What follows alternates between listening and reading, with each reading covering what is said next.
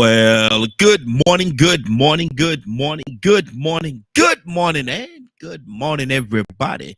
Good morning, everybody. Welcome to another episode of The Morning Glow. Welcome to another episode of The Morning Glow. Got a great broadcast lineup for you this morning, as I hope and I pray that we always do. I'm not important, just a question asker. I'm just a question asker. My name is Raheen out of Atlanta here, but we have my brother from another mother, but we got the same father on the line. This is Badger. Good morning, Badger. I need some excitement, Badger. Good morning, Badger. How you doing this morning? Morning, peace and blessings. Good deal. Good deal. Badger, how was your weekend, brother? Research. Dug Okay. into the Ohio stuff a little bit and just a lot of stuff going on. There you go. And that's a good thing. That's a good thing.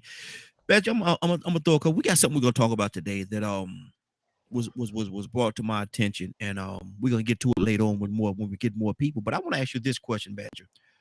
Yes, sir. Um, in this world that we live in right now, everybody want to have a victory, be it sports, life, or whatever it is. But Badger, what does it really mean?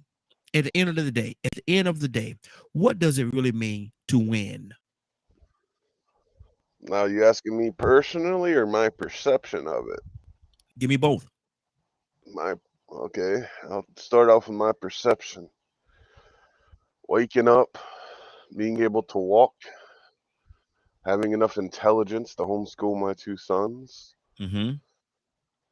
working through my anxiety and trauma to be on this radio show every Monday through Friday, but just my own personal thing. Mm-hmm. Mm-hmm. Um, being married to an amazing, beautiful woman. Go ahead now. Come on now. um, and it's just being blessed. Mm-hmm. Life's hard, but It is. this is what I have. Mm-hmm. There ain't no reason to be negative with all that going on. Mm-hmm. And you say life is hard. Let's stay right there for a minute. Life is hard, and it is. And a lot of times, do we overcomplicate it by some of the things that we do ourselves? Yeah, I'm guilty of that too. I think most of us are guilty of that. Absolutely, absolutely. Sometimes we can say things that hurt other people, and or we're having to process or overcome things in our own mind. Mm-hmm. There's people out there that like to make things hard for us. Mm-hmm. Mm-hmm. However, you just do your best to walk forward. Mm-hmm.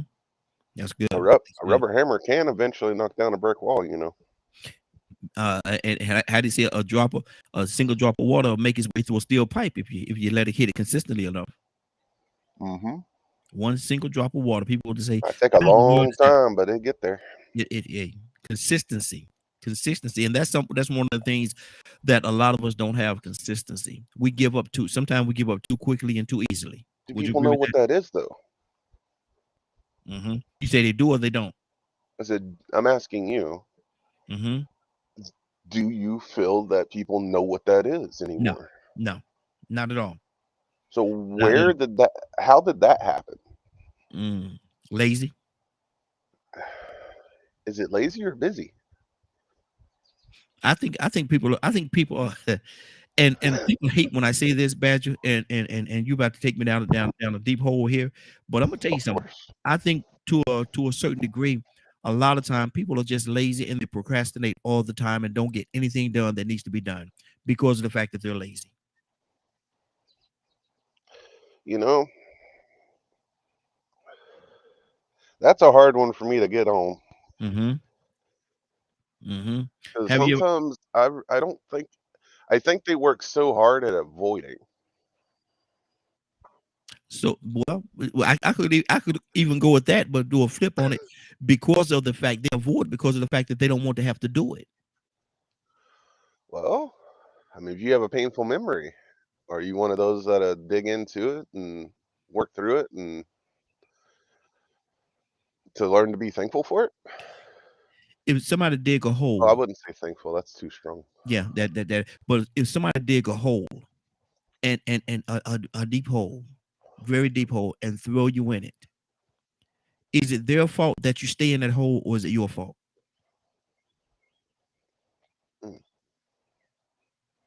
mine. Yeah. So who's responsible for your personal success? It is the individual. Yeah. And so that's why I can't get with that second part. When you say that, I understand people go through a lot of traumatic things all the time. But if I dig a hole, if I dig a very deep hole and I take Badger and I threw a Badger into that hole, the weather's bad, rain and snow and all kind of stuff coming, you're still in that hole. Badger, I can't blame myself for that. There'll come a point in the time where I have to stop blaming myself for that. And I have to look at you, man. Why haven't you gotten out of that hole, brother? You don't want to stay in the hole. I put you there, but you stayed there. So at what point does the responsibility shift? Hmm.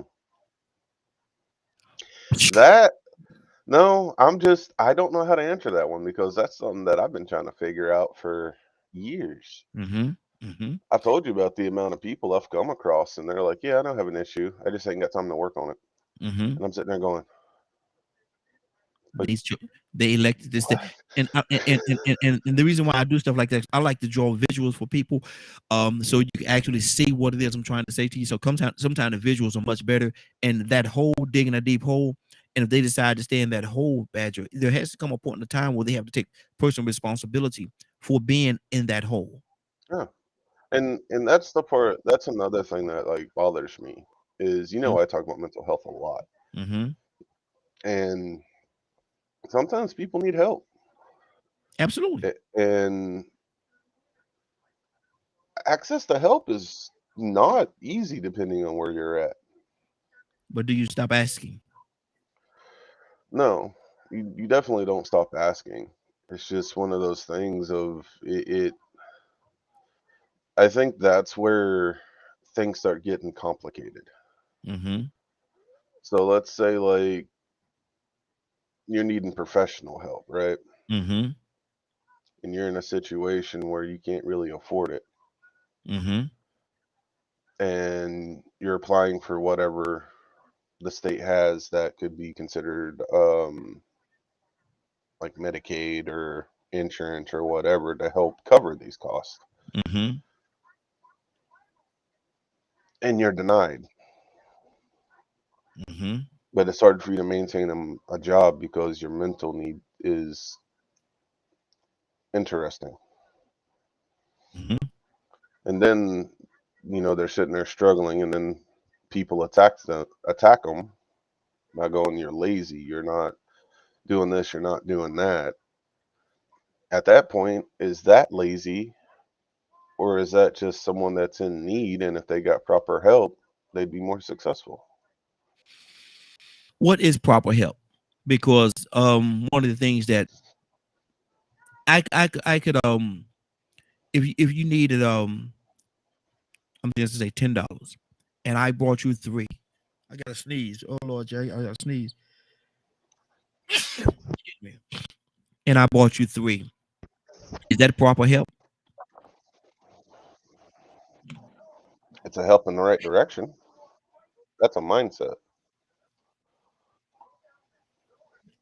So what is proper help? What do you categorize as proper help? So I've been fighting for to for to help with some families concerning certain types of therapy for my son. Mm-hmm. And this state is very weird when it comes to certain disorders. Um, we're doing everything that we can do. We know if we could get some of the kids into a very specific kind of therapy, it would be a lot more beneficial. Mm-hmm. And to me, that's where some of the lines over start to overlap, Mm-hmm. because let's say you're dealing with trauma and you have a count and you're talking with a counselor, right? and you start getting to a territory of where that counselor says, I've done all that I could. You're going to need someone that specializes in this field. Mm-hmm. At that point, if that's something that you can't afford, then what? Question: do you stay in the hole, or you try to climb your way out of the hole? Once again, that depends on the situation. No, I no, would say because most. do you let me ask you this question: do you feel you would be more successful if you got out of that hole than if you stayed in that hole?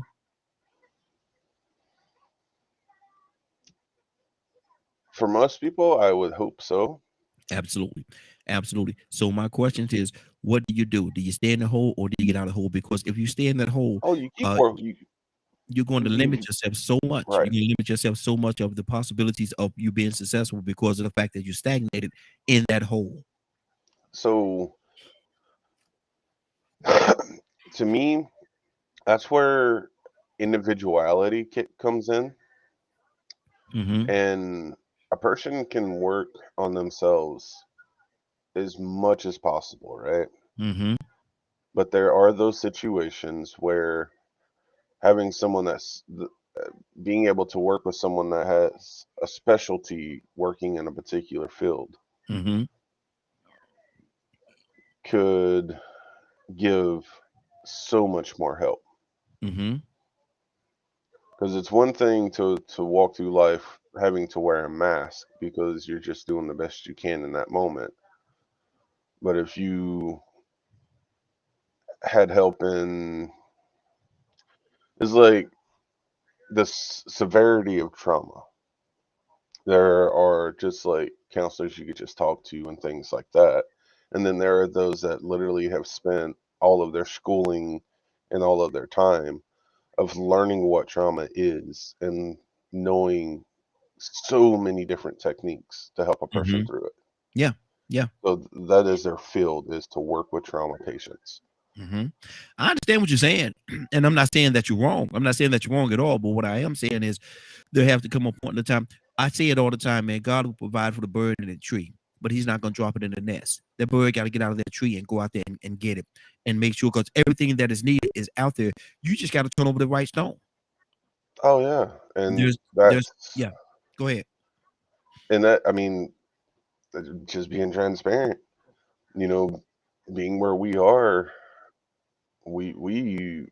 I've practically exhausted phone calls Mm-hmm.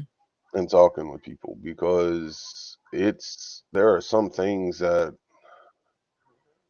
is not easy access Mm-hmm. in the state of Texas. It really Yeah. isn't, unless you've got money. Mm-hmm. Um, and there's a lot going on in my house that makes it um very rough to do certain things. Mm-hmm. Um, and that's also where I've learned like there are different types of trauma. There like and how it can affect different people in different ways.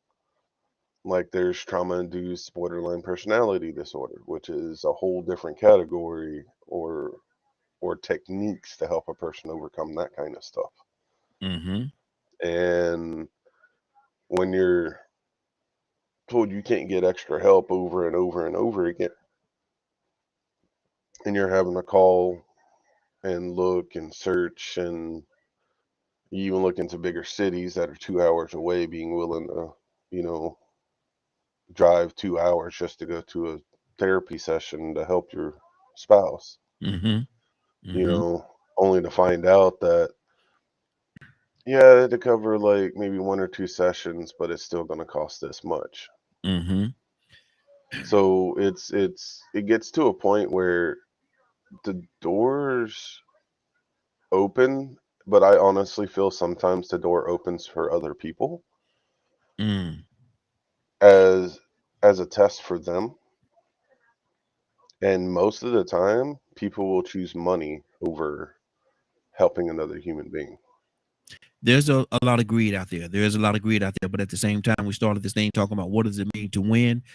You have to understand what it means to win, and you have to go out there and do and pull, open up doors, kick doors in, do whatever you have to do, because Oh, absolutely. the main objective of this thing is to win, and you want to win not only for yourself but for your family and everybody that you represent. And so Hmm. we started off talking about what does it mean to win. So let's go back. You covered one area, cover the other area. What does it mean to win? Well, learning how to be able to walk forward, to not let um a really good video that I shared with somebody, and essentially it's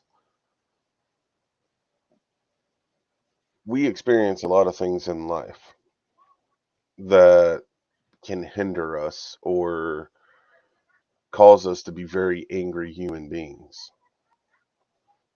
and have resentment and all kinds of just negative thoughts, right? Mm-hmm. I To me, we win by not letting that control us and we walk forward. We don't have to have $1 million. We Mm-hmm. don't like need a lot of that kind of stuff. We we as a human being, at least in my opinion, need community, Mm-hmm. love, light,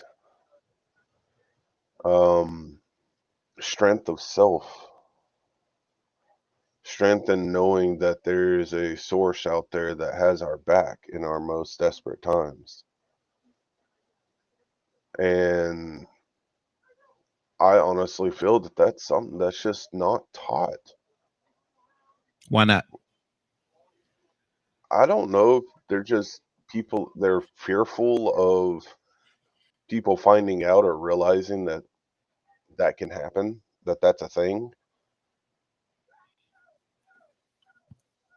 I think they'd rather see us mad and angry and upset and distracted from what really matters.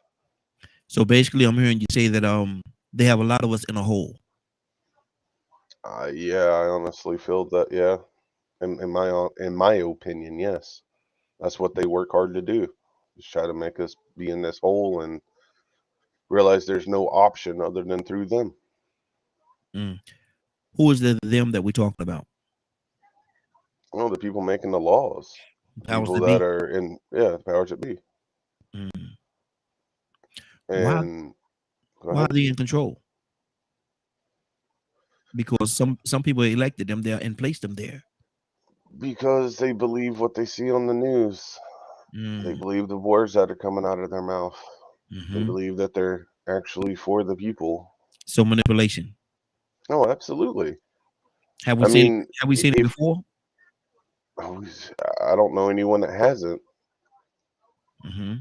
To me, When do we stop falling for the banana in the tailpipe? man, if you figure it out, let me know. Hmm. I don't know anymore. Wow. I've now talked this, like I gave you the example of me talking about like how the food isn't good for us and stuff like that, right? Hmm. And there's more and more science coming out. But here's the FDA saying, no, it ain't harmful. It won't hurt us.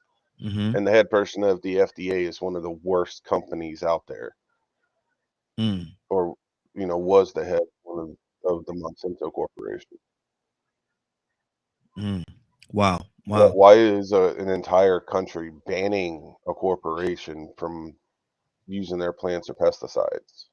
Hmm. Makes you wonder, what did they find that we don't know about? Hmm. Um, don't know about or don't want to pay attention to or acknowledge. I'd say both, because Mhm. I seem to come across and similar people that I've talked to in different fields and stuff. It seems like there's a consensus of a lot of people don't want to know what the truth is, Mhm. or well, I would say they either don't know or it's too upsetting to know. Mhm. Like if you're voting for these people, right? because you're trying to give them as much faith as you can that they're going to do the right thing.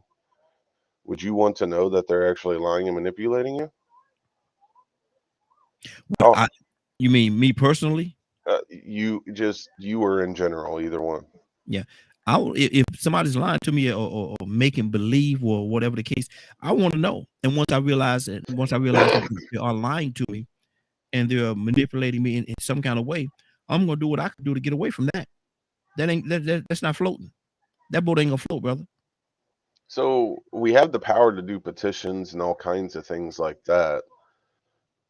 Like with the American people have a lot of power. However, there's also the whole concept that there's a lot of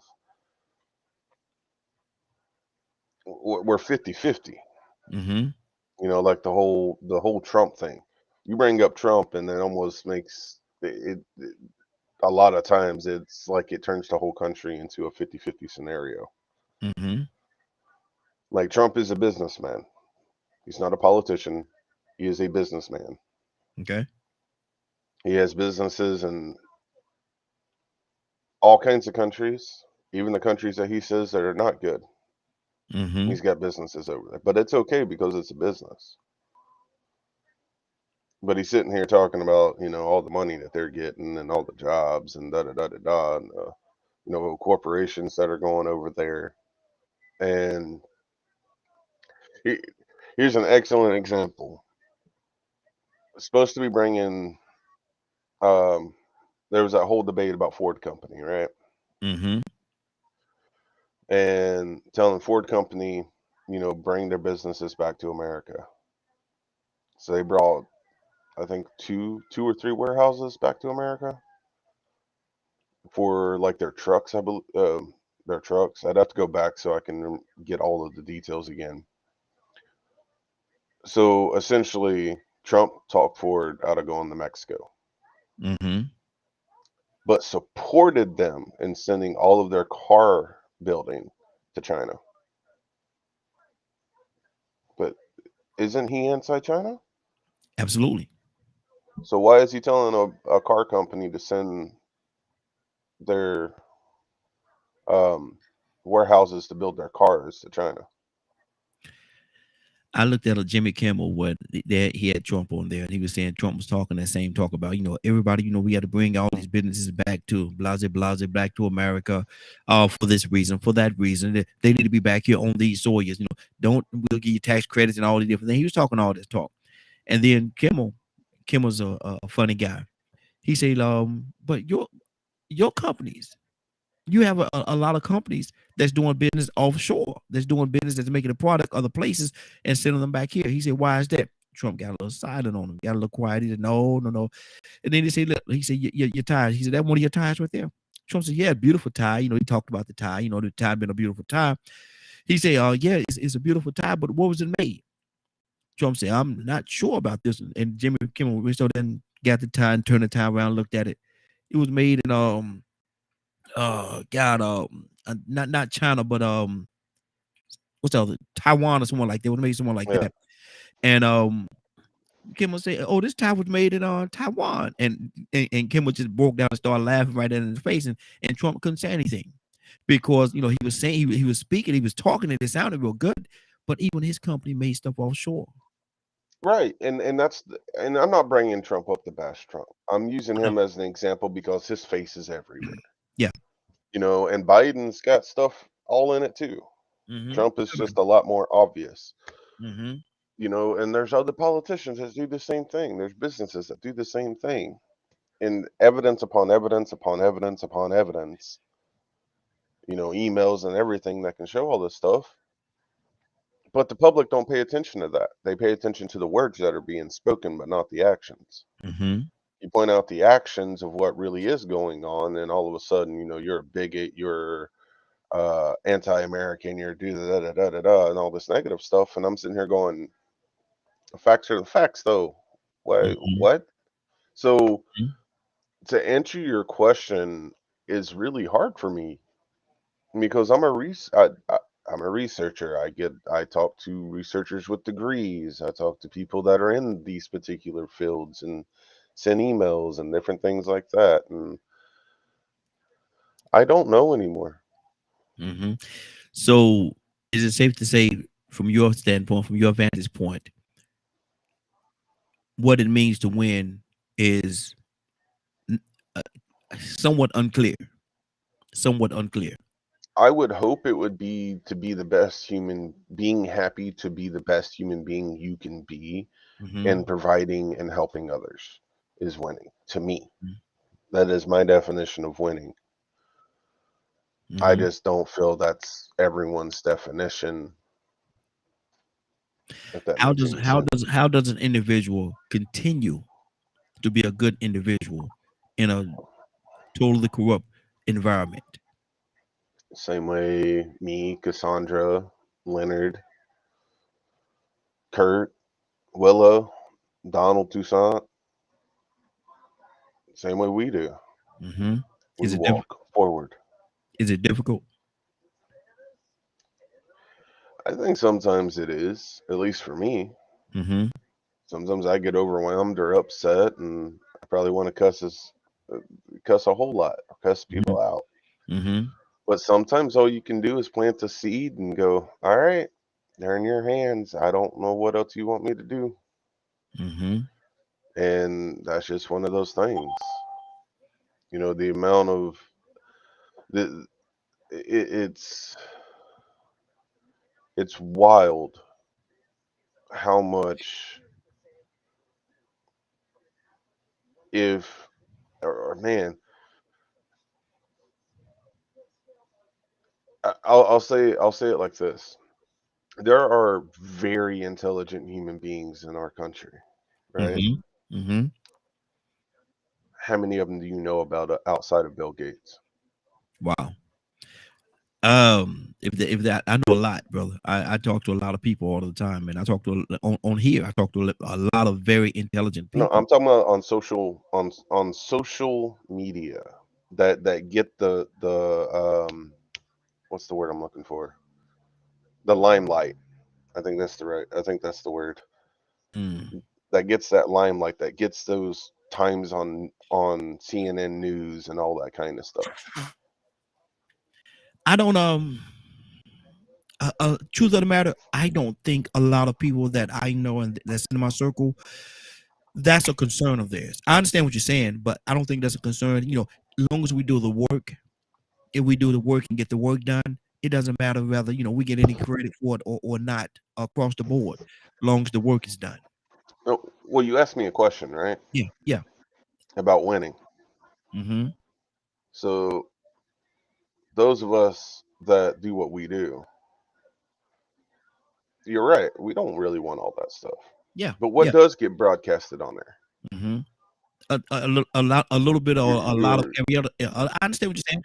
A lot or a little bit of everything else, and it has nothing to it's do with either the concept right. of that. But my thing, It's and either we got a couple of people poli- that just came in, Badge. I want to be respectful of them as well. But my real thing is quick. this. My thing is this right here. I don't. It doesn't to me. I can only speak for me, and I can speak very clearly for me. It doesn't matter whether people know or acknowledge me at all. It doesn't matter to me. Long as the work is done, long as the work is done and the results are there. Real quick. Yeah. Politics, sports, and the evil things that are happening to people on the streets Mm-hmm. are the main things in the news, right? Mm-hmm. What would happen if people like Willa and Cassandra and Kurt was the predominant ones on the news There may instead be of all this other nonsense? there may be a difference there, but again, I say if somebody That's dig a all I deep, was saying. yeah, if somebody did, it goes back to my initial question. If somebody dig a deep hole and throw you in a very deep hole and throw you in, and they leave and come back a week, month, or year later, you still in that hole, brother. It's not their fault that they threw you in the hole. It's your fault for staying in that hole. Let me go to Brother Pete. Good morning. So we got a couple of people that's on with us this morning. Brother Pete, good morning, sir. How you doing this morning? Doing good. The ISBs this morning, sir. How you all? Hey, How we doing down here? Yeah, in the dirt. come on. No, we're doing well. How's the DKM family, Facebook panelists, and all DKM Morning Glow. Amazing. Monday morning, ready to go. Come on now. Absolutely amazing. And like you said, ready to go. Pete, I got a question for you. And I'm asking this question. And I see Ryan's trying to get in, but I think you're having some issues with his system there. But Pete, what does it mean in this world? Everybody wants that victory. Everybody wanna walk down the victory alley. But what does it really mean? What does it mean in this day and time to win? That depends on what the interpreted narrative, right? Mm-hmm. Because you may be chasing your own behind like a dog chasing his tail and going nowhere. Come on. If you're not careful. But now the reality, what society or the outside world, what it posts up is to be a star, to be famous or infamous, to be wealthy, beyond rich, and to be able to have the best and the most and always smiling and everything, just caviar and ice cream in your life, right? Which is an illusion and a lie. Now, you have the sun comes up and sets in the universe, and then within a 24-hour period, a lesser light rotates and does its cycle. So that's telling you that the day and the light and the dark gonna touch on everybody that's around here. It's a metaphor in the sky, but it's a reality at the same time. Real winning is getting up in the morning with the activity of your mind and limbs, okay? Yeah, come on. Being able to stand on your own 2 feet and have your health. And hopefully you have some people, some other living souls around you that love you and you love them.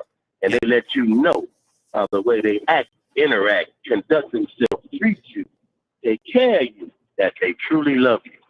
It's not a conditional love, but it's a true, sincere love. You have that, you done already won. Yeah. Okay, you done already won. If you have one person that you can say is your do or die to the end true friend, well, you wealthy, ma'am, sir, you wealthy beyond means. You already more wealthy than most people on planet Earth. If you have your health, the activity, your limbs, loved ones that love you, you love them, they love you, and you have one true friend, whew, you already rank it in the 1% of the real wealth and the things that matter. Right? But the narrative that the world would tell us, are you struggling? Yeah, but struggling builds character. Adversity, right, brings forth a development in oneself that leads to perfection. So that's a good thing to have some adversity. The issue is, are you going to overcome the obstacle? The adversity. Does it overcome you? Exactly. Thereby lies your winning. See, that's where your winning lies. When you overcome the obstacles in your life that confront you, that challenge you, that try to dissuade you, discourage you, that try to mount a stance against you, when you know that you stand on all that is and should be in righteousness and truth, and refuse to yield, and yet you come out victorious. Burn all the fray off, shining like refined gold. You done won. You wealthy, you rich, you are victorious in this life. And don't let nobody and nothing else tell you nothing else. I'm your brother, and I'm telling you the standard of the truth when it comes to winning. And what really matters is the standard of winning in its form of living. And it has nothing to do with being wealthy or money or material. It's not monetary. It's not material in the sense of paper and coinage, right? Shiny trinkets and things. Those things hold value. And they can create purpose. Create ability to, not purpose, but ability to. You got a bunch of shiny little things. If somebody likes them shiny things, they may give you something else of intrinsic, equal, or greater value that you can use to further your mission in your life. Granted, but that's not who you are. That has nothing to do with your morals, your principles, your character, your fortitude, your faith, see? Your trust. Those that can trust in you and those that you trust in, those trinkets don't have nothing to do with that. It can complement it, but it doesn't make none of that. That's an individual development within oneself that takes place on the inside, in the inner chambers of our development, and what we call our heart, our mind, our soul, our spirit, where we are developed into being the two beings that we actually are. Now, what we see when we look at each other, and what we don't see that is there, that is the real us, right? That money ain't going to develop none of that. Come on. Wealth will develop none of that. That's a personal development that has to take place. And thereby lies your wealth. Brother, if I got faith in you, right, he ain't coming. I need help. I know he on the way. You know how wealthy I am to have you as a friend, knowing that you're coming? Absolutely. When I'm in need? Absolutely. I have a resolve of comfort and determination, a calmness, knowing that help is on the way. Right? But I'm wealthy. Man, you broke. You need help, but I got the help. Yes. I have the help that I need. Come on. I need it, but here it comes. How about that wealthy man? They got to have a security team to follow him to the bathroom. Because if he slip up, somebody can snatch him up, kidnap him, and try to hold him for ransom. Take his daughter, take his dog. Come on, man, you better not hit nobody, man, with a fingernail that's suing you for $100 million because you happy. Exactly. How you like that life? You like it? You like it? You love it? You enjoying it? No, you're not. Can't do nothing. You got to walk around with a security bracelet on because you don't know somebody going to snatch you up when or where. You don't know if the ones you paying the security going to snatch you up. Look here. A prisoner, you become a prisoner. You become a prisoner to the wealth. You become a prisoner to Come on, man. Yeah, absolutely, absolutely. Yeah. Ryan, good morning, sir. How you doing this morning? I'm doing well. How are y'all? Good morning, family. Hey, doing good, good to have you. We're asking the question: What does it mean in all that's going on in this world today? What does it really mean? What does it really mean to win? Just surviving the day. That's just surviving the day is winning. Having your family close by, friends, having a job. I mean, you don't have to be rolling in dough and all of that other stuff to be winning. Just making it through a day right now, in my opinion, is winning. Wow. I asked you a question earlier. I'm gonna ask you the question. I'm gonna take it back to Brother Pete as well. If somebody dig a deep hole, a very deep hole, and they throw you in that hole, and they come back a week later, 2 weeks later, a month later, and you're still in that hole, is it their fault for throwing you in that hole, or is it your fault for staying in that hole? One more time. If somebody dig a deep hole, a very deep hole, and throw you in that hole, they toss you in that hole, come back a week later, 2 weeks later, a month later, and you're still inside of that hole, is it their fault for throwing you in that hole, or is it your fault for staying in that hole? I'm gonna say it's my fault for putting myself in a position to be thrown in a hole. Okay. And definitely sitting in there for that amount of time is definitely my fault, because you gotta somehow climb your way out. But I guess the scenario just depends. Do you have communication? Do you have any sort of tools? It's somebody you can call on to help you get out of there. You have life situations, and with life situations, you have to get out of that hole. I would think you would have to get out of that hole. How do you do it? I'll be there in just a second. I'm sorry. Yeah, it's a tough scenario. I'm gonna have to think on that a little bit. Okay. I'm dealing with some stuff right now, actually, that's gonna put me in a hole here at work.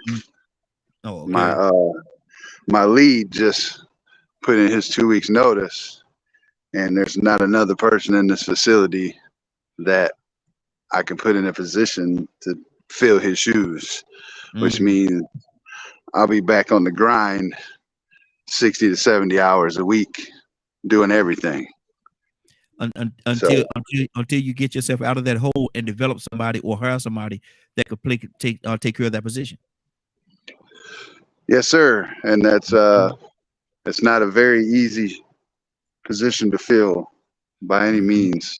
And what I have available to me right now, I don't want to say that nobody is untrainable, but the peoples that I have here right now are not the caliber of individual that I need. Wow. Wow. Watch this. I say fire them all to get a whole new group. But anyway, that's just me being silly. Let me go back. I wish I could. I know you do. Let me go back to Pete. Pete, what do you say about that scenario? They dig a deep hole, Pete, and they throw you in that hole. Deep hole. They come back a week later, you're still in that hole. 2 weeks later, a month later, and you're still in that hole. Is it their fault for throwing you in the hole, or is it your fault for staying in that hole? Right. Well, let's deal with that. The duality. Not the baddest, toughest by no means, but there's no man that I'm afraid of on planet Earth that's alive at all. And any man that thinks he can put his hands on me physically is gonna know he in a situation immediately. Okay, so if we talking literal, then I'm gonna kill that man. I'm gonna do everything I can to kill that man. Period. That's just not happening. Now, when you come at me with some adversity, life comes to me at adversity, a situation comes to me at adversity, but that's part of being a man.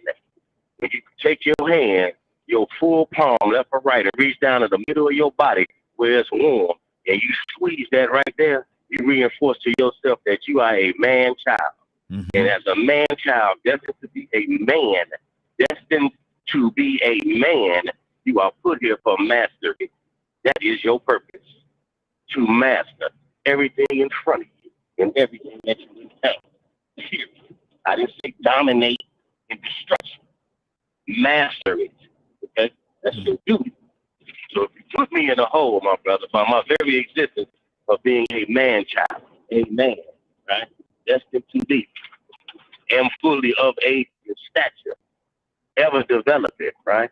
Believing in the Most High God, the one truth. Believing that in the sense I'm a son of, that I'm an overcomer and a conqueror. Nothing can defeat me. I'm coming out that hole, brother. There has to be no way possible for me to go in order for me to still be in that hole. No way possible. But let's be clear, if you're going to try to put your hands on me and throw me in the hole, no, son. One of us ain't going to make it because you going in that hole. If I have any say, we both might end up in there, and I'm going to stand on top of you and climb out. Yes, sir. But see, my thing is this right here. If a person is in that hole, for whatever reason you end up in that hole, whose fault is it that you stay in that hole that week, that month, or however long it is? Whose fault is it? If you are thrown in the hole and you lie, boom, on the bottom of the dugout hole, and time passes and you still there, and there's an ability, a possibility of you coming out of that hole and you still there, that's your fault. That's your fault. Yeah. That's your fault. There was a movie, The 300s. I don't know if we all seen The 300s, but they sent the message. When the message came to give a word, he was standing by a abyss hole that they had dug out in the area.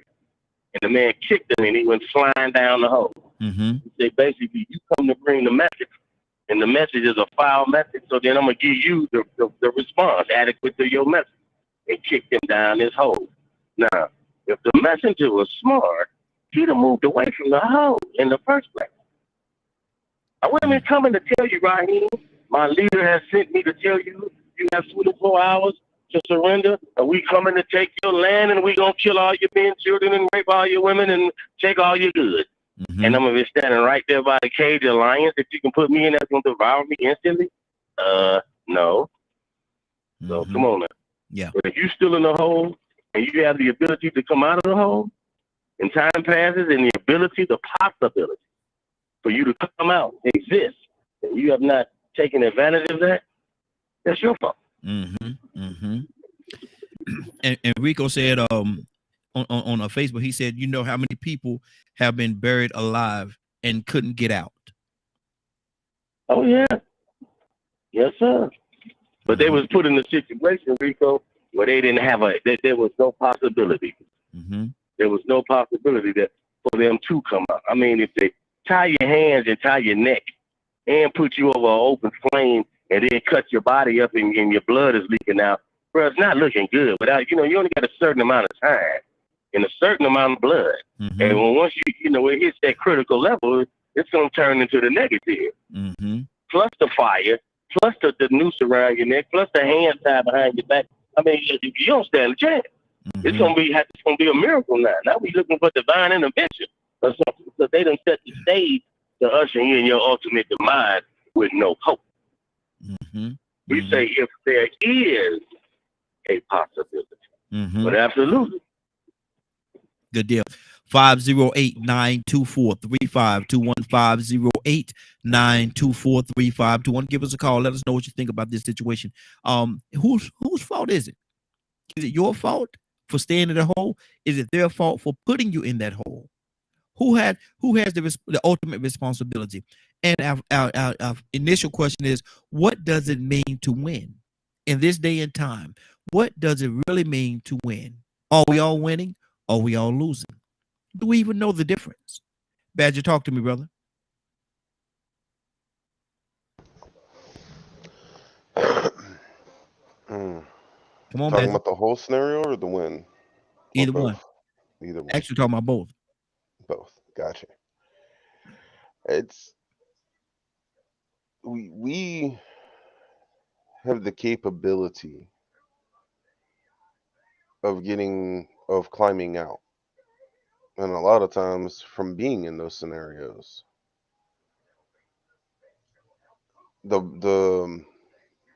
it's just learning how to see that, to acknowledge that strength in ourselves, that with great spirit behind us and those that love us behind us, we are strong enough to overcome anything. Some things will take more time than others to overcome, but the mindset is so powerful in these situations, and the strength of the mind. You know, what thoughts does an individual let rule them?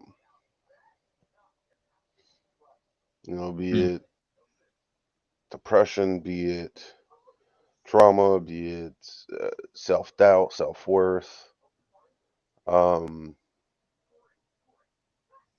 how much do you let it stop you from going forward, from overcoming, from winning?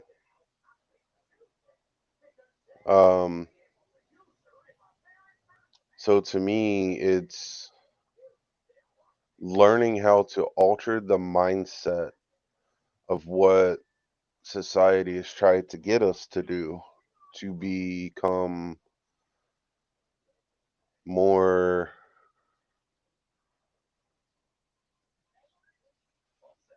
effective at overcoming situations, overcoming that self-doubt, self-worth, working through, the things that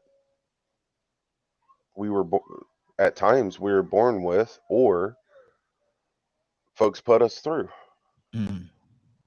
And that can be hard for some people, because there are people that were taught how to do that from childhood, and then there are those that learn it as they grow up and go through life, and there are those that really didn't have the opportunities to learn some of the things that other people have. So to me, what really dictates the mind, if we are winning or losing, is the mindset the individual has.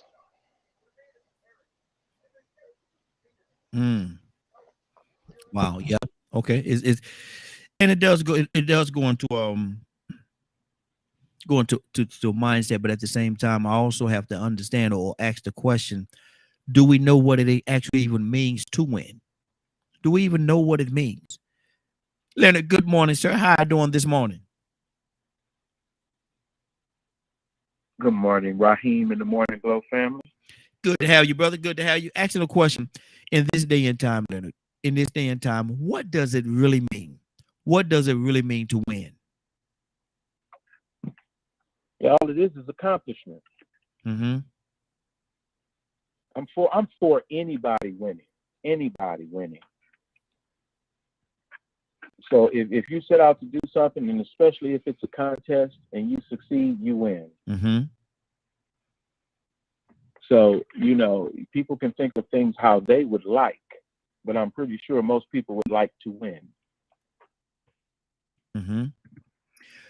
What about competition is one thing, but what about this quote unquote this game called life? And to win, what does it mean to win in this game called life? I don't think life is much of a game, but I understand, you know, the reference. Mm-hmm. However, if you choose to look at life as a game, it's probably more interesting. Mm-hmm.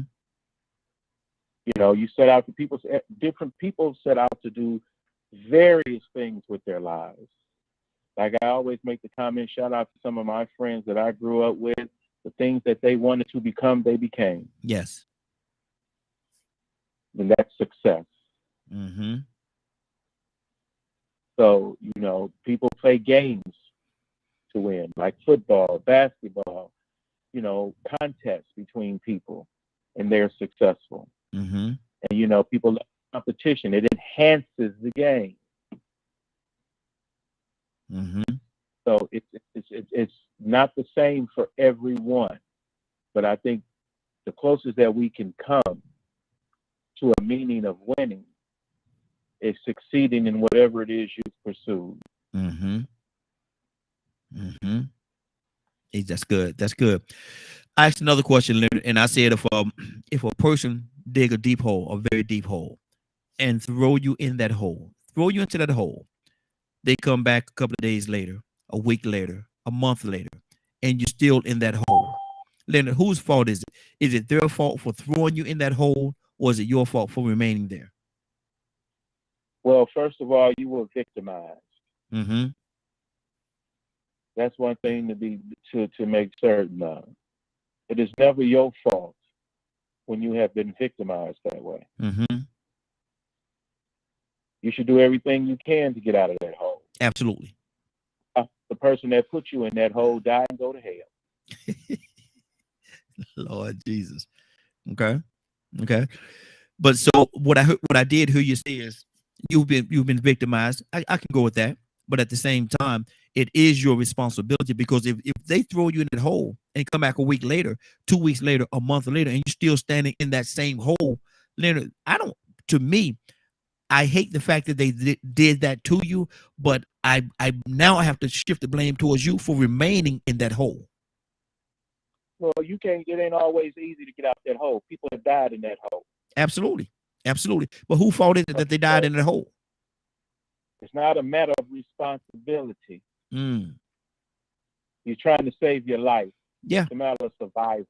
And to that point, they must get out that hole, correct? If they can do everything they can to try. Mm-hmm. You ain't sitting there waiting for the person to come back, are you? You better not.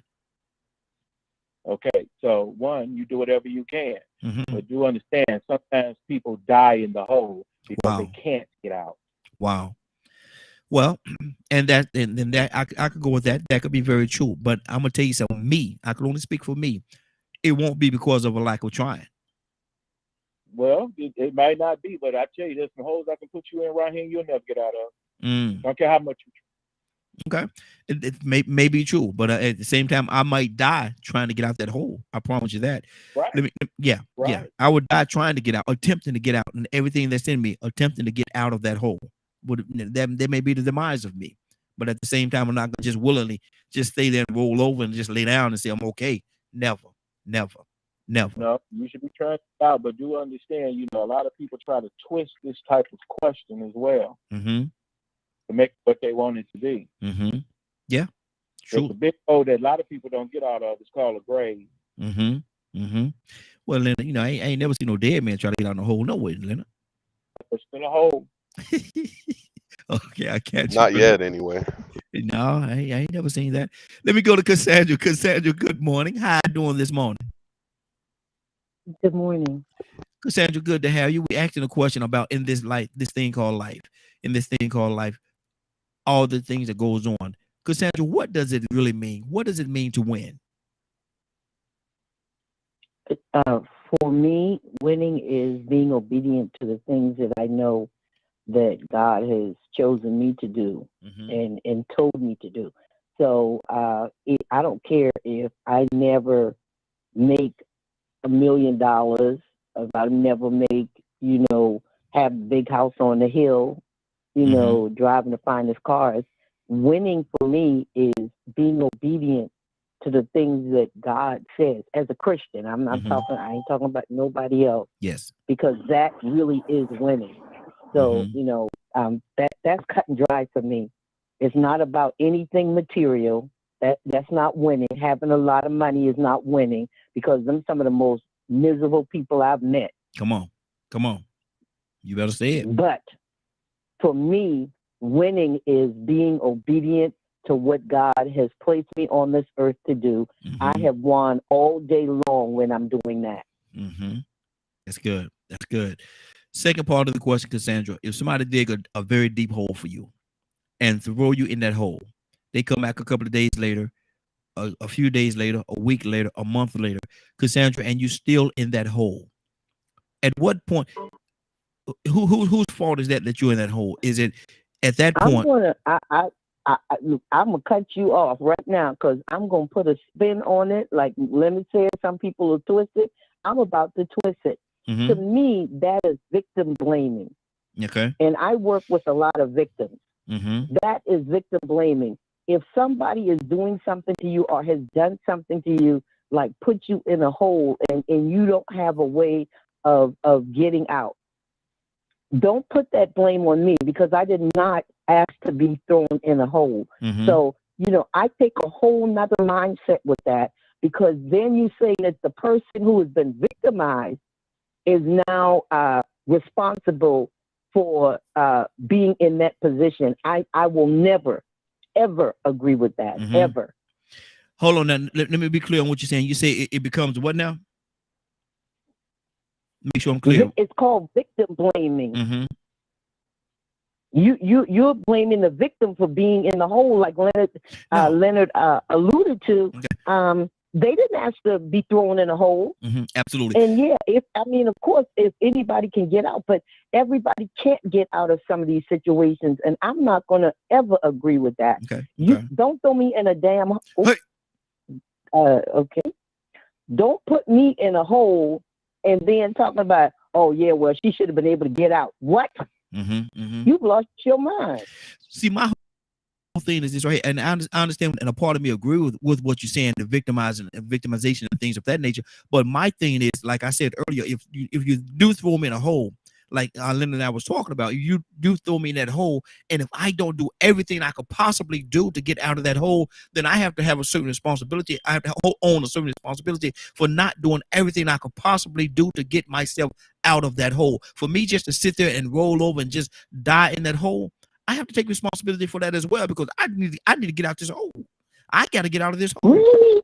Yeah. Really? Yeah. I was just saying, you ain't never been victimized like that. No, Cassandra, because it's not.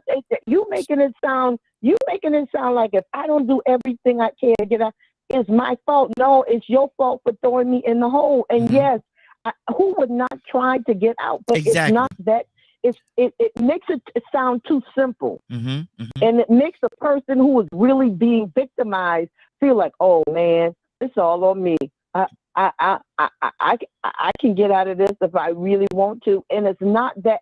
I got with God as my witness. If anybody on this line has ever worked or listening to us have ever been victimized, they can tell you it is not like that.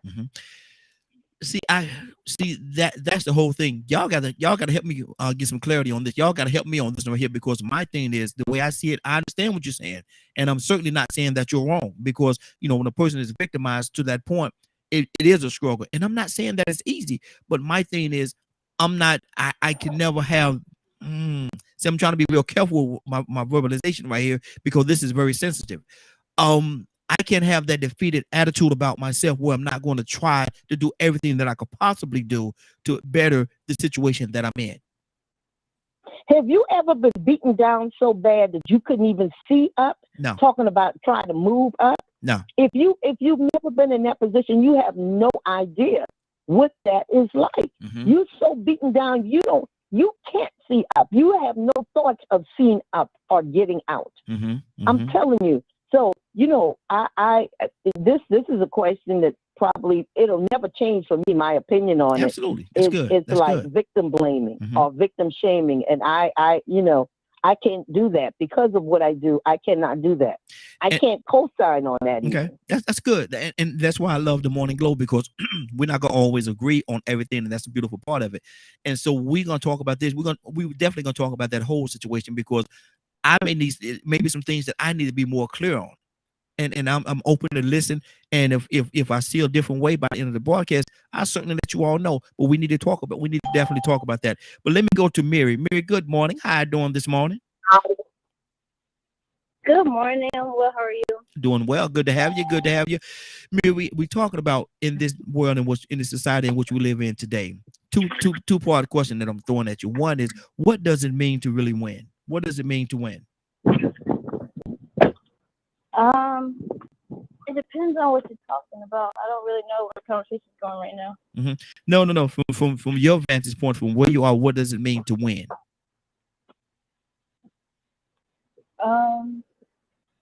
I guess to achieve your whatever goal you're trying to set for yourself. Okay, that's good. That's good. Okay, now let's go to the second part. If somebody dig a real deep hole, Mary, and they throw you in that hole, that deep hole, they come back a couple of days later, they come back a week later, they come back a month later, and you're still in that hole. At what point does it become their fault for throwing you in that hole, or your fault for remaining in that hole? What do you say to that? I say I need some clarity, because if you mean a physical hole, like I'm just in a hole, ain't much I can do to get out. So I'm not the best climber, so I'm gonna sit in there for a minute. Are you gonna attempt to get out? Go ahead. I'm sorry. No. I was just asking. Are you going to attempt to get out? But go ahead. I mean, I think anybody would attempt to, but I think if you mean like a mental or an emotional hole, I mean, that's not on me. I didn't do anything to have that happen, and I think it takes a lot of healing, because if it's emotional or if it's mental or anything other than physical, even sometimes physical, that you didn't do it to yourself. So I think it's difficult to get into start the healing process, or even know how to start the healing process, because counseling is fine, but if you're not counseling effectively, then it won't do anything. So I think I don't know. I think it depends on kind of hole we're talking about, because mental and emotional and everything like that it will never be my fault.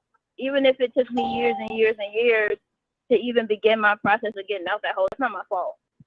Because you don't know what kind of trauma that happened to me to get in that hole, to stay in that hole. They come checking on me or whatever, because let's say this hole is abuse, not my fault. And if you're in an abusive relationship, they put you in that hole now. You didn't ask to be in an abusive relationship. It didn't start that way. So if you were never to love completely again, because of that fear, that's not your fault. It's because of what you were put through by someone else. So I don't think the duration of time matters. I think it depends on how you're trying to heal, because let's say if you were molested, it's hard to heal from that. It's really, really hard to heal from that, especially when there was no repercussions. There was no that I was touched twice with being in the Navy. Nobody ever got in trouble. Nobody ever got found. I can find them better than they can. But then it's he say, she say. And most of the time, the Navy will blame you before they blame the person that wronged you. So now, if something happens to me, you put me in this hole because you touched me when I said no. So now you put me in this hole. I tried to get out of this hole by getting you put in jail, And they told me, no, it's my fault for even coming to your house. Now I'm further in my hole. I tried, but now I'm further in my hole. You can't blame me for that. I didn't do that. I tried to get out of that hole. I tried. I did my best. You can't blame me for that. Now, if I take years and years, if it takes a lifetime, that's not on me. I did my best. I did what I could. I said no. I tried to get help. That's not on me. Wow. That's good. I think that's what Mr. Sanders is trying to say. It's not on us because I didn't ask to be touched. I didn't ask for you to keep going. I didn't ask you to hold me down. You did that. I tried to fight back, and you were stronger. That's not on me. Good deal. Let me go to Rico. What do you say to that, man? Now, first of all, first question is, what does it mean to win in this day and time in which we live in? What does it mean to win? In this day and time, is winning is when you, your daughter hit it on the head. When you accomplish or succeed in fulfilling your intentions, whether it's short term or long term, whether it's good or bad. Whatever intention you have, if you wake up that morning and you have an intention that day to do something to accomplish something and it happens, you've won. Sometimes your win may be a loss for everybody else, but you don't care as long as you got your way. So I think that's what, in today's terms, if you have an intention to go viral and it's someone else's expense, or maybe you tried to pull a prank and somebody punched you in your jaw and it went the wrong way, but you still went viral. Well, any publicity is good publicity. A win is a win. You hear that sometimes? Any publicity is good publicity. That means, well, at least my only intention was to make sure that I went viral or that somebody saw me or somebody recognized me. And even though y'all might consider it an L because somebody blacked my eye during this prank, I got 2 million views. I won. Kanye said he even won. So, that is whatever you want to make people believe your intention is. Even if you lost, well, I still got my point across. I don't care if it was a loss involved. I won. I meant to lose. I won.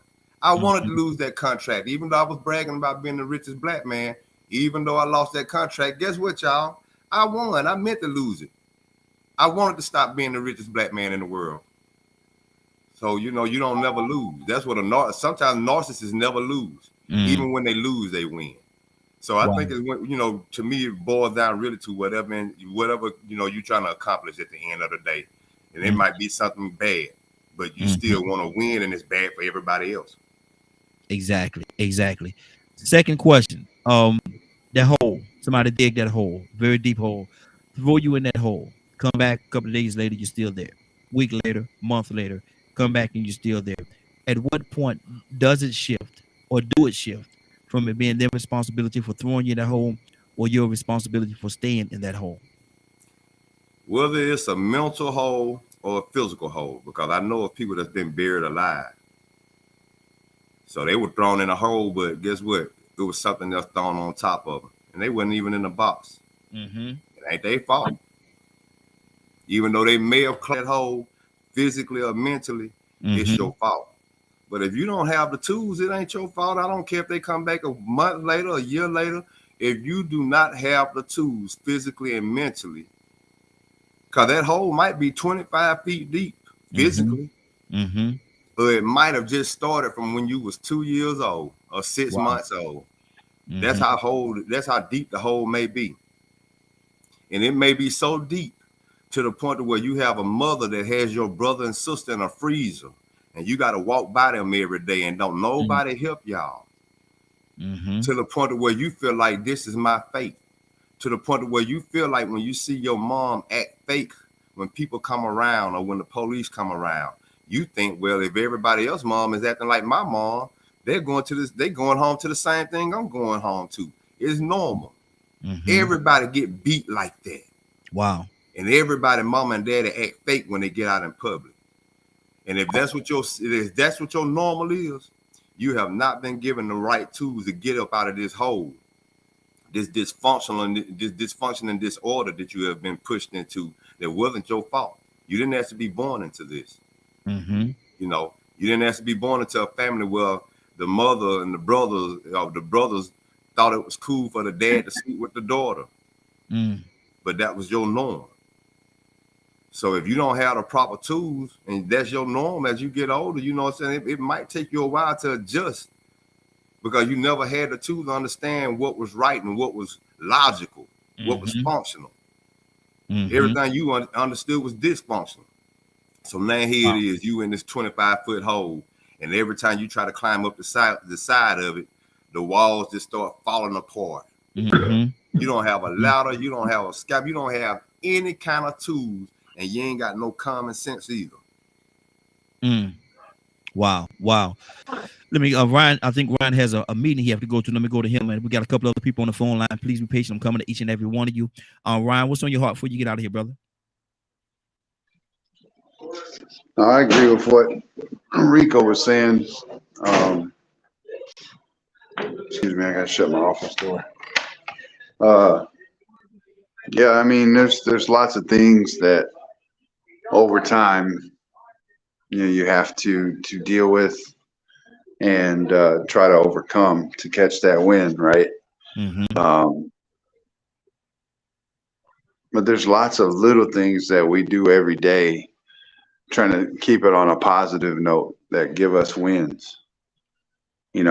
Just being able to wake up in the morning is a win.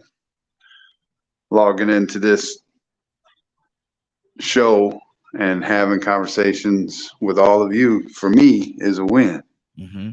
I try to stay positive in a lot of things because the world is so negative all the time that I don't want to put myself in a hole dealing with all the negativity all the time. You know what I mean?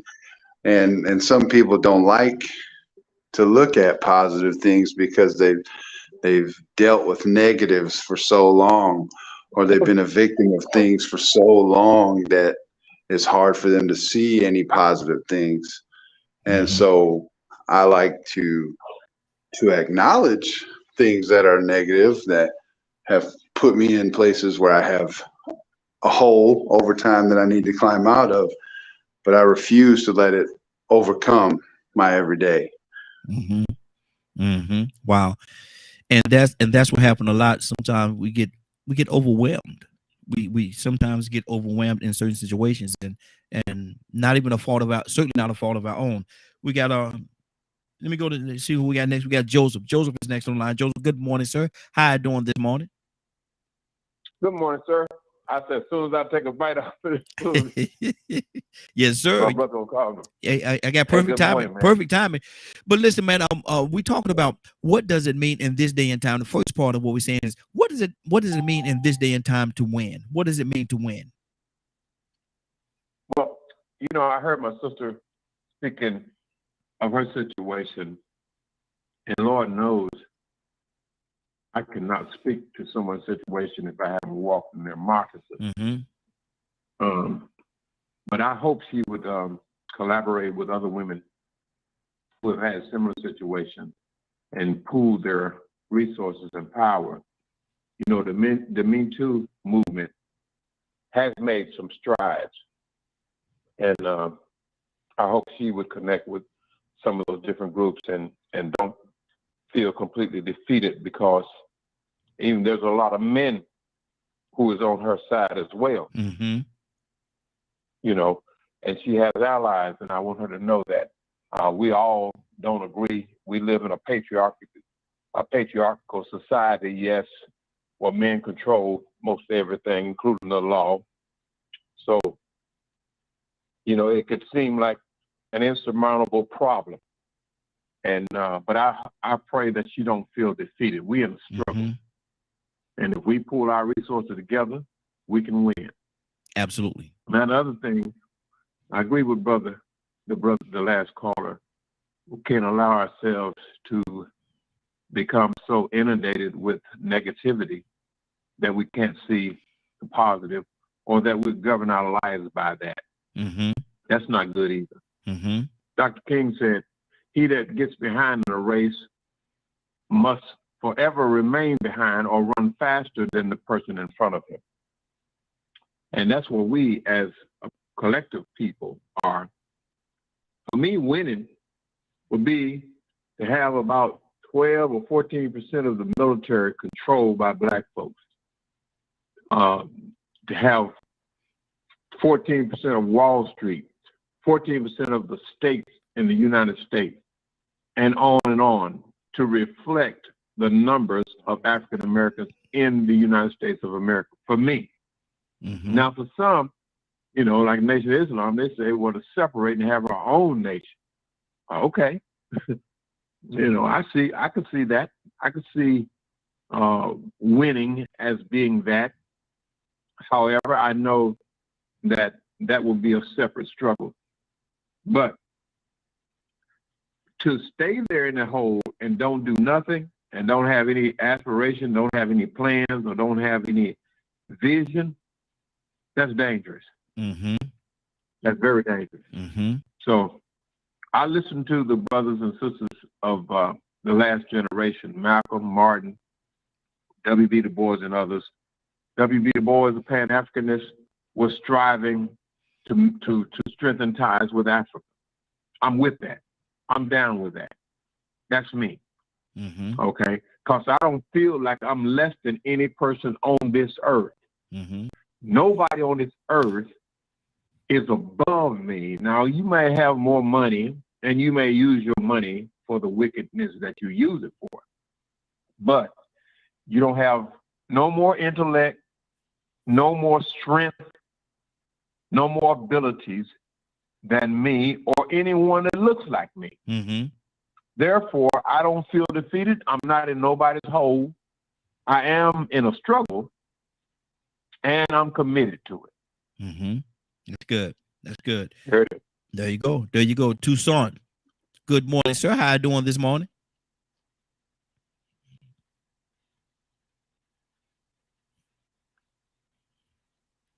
Don't you say a word. I know. Don't you say a word. You already know what's going on. Yes, sir. Doing well, man. What? Doing well. Good morning. Good to have you. Yeah, good morning to you. In this day and time, what does it really mean? What does it look like to win?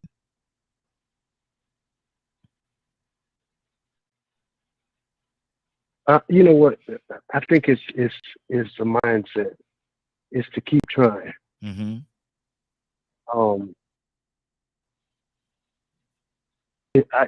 I live in a not yet world because I hadn't got there yet. Because I keep trying. Every time there's a victory, there's another challenge. Mm-hmm. So you keep trying. You might win one. It's kind of what, how do they say, you might win the battle, but you hadn't won the war. Yes, sir. Because the war keeps going. Mm-hmm. But there's everyday battle that you have to fight. You got to. So that's just me. Mm-hmm. I fight every day. I win some, I lose some. Mm-hmm.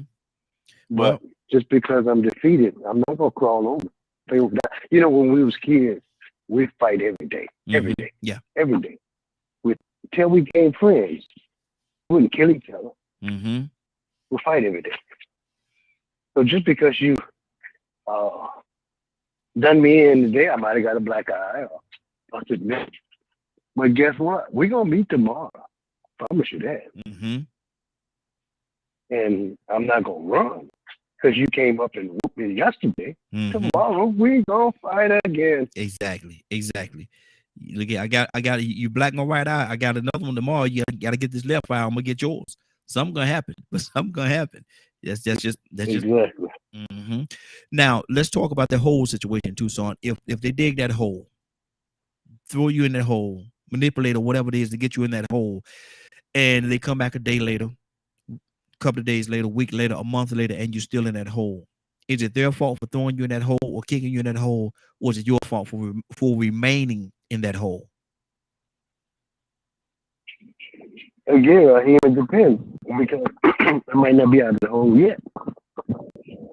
Mm-hmm. I'm gonna do everything that I possibly can to get up because I'm not. First of all, how did you get your hands on me? Mm-hmm. How did I put my Well, I can't say that because some people wind up in situations that they didn't see coming. Yeah. Okay, that's just what it is. Mm-hmm. We some people are in a hole right now. We all in holes. Yeah. Some sort of way, and we've been there for a while because you keep trying to go up. Life is an upward battle. Mm-hmm. Ain't it? Yes, it is. Sure it is. Yeah, yeah. So you're in a hole right now. You may not think you are, but you keep trying. Why you try if you're not in a hole somewhere, some kind of way? Financial hole, family hole, struggling with your children, trying to keep them together, you know, and learning how you keep your mouth shut. Because sometimes there's things now here. Sometimes you got to keep quiet in the hole, and sometimes you got to make noise. Why are you hollering when nobody's around? Don't make no sense. And then you don't want to get trapped up in the hole, and there's the danger around that's worse than the hole. Here you are crying out in the hole. You know what I thought about Rahim? The old mule in the dug well. Is there dirt on the walls? Exactly. There is dirt on the walls. I got something. I'm like, did I have shoes on? I dig with my shoes and put dirt under the ground, under my feet, and pack it up. I wonder if that's. That's good. But you know, anyway. That's good. Yeah, that's just me. Absolutely, absolutely. Goddess, good morning, young lady. How you doing this morning?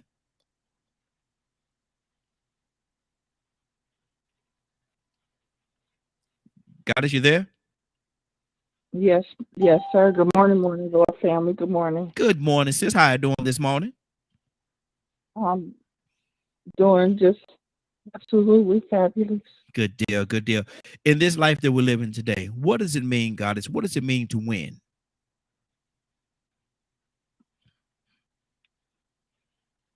Some will say getting up every day, putting one foot in front of the other, breathing, healthy.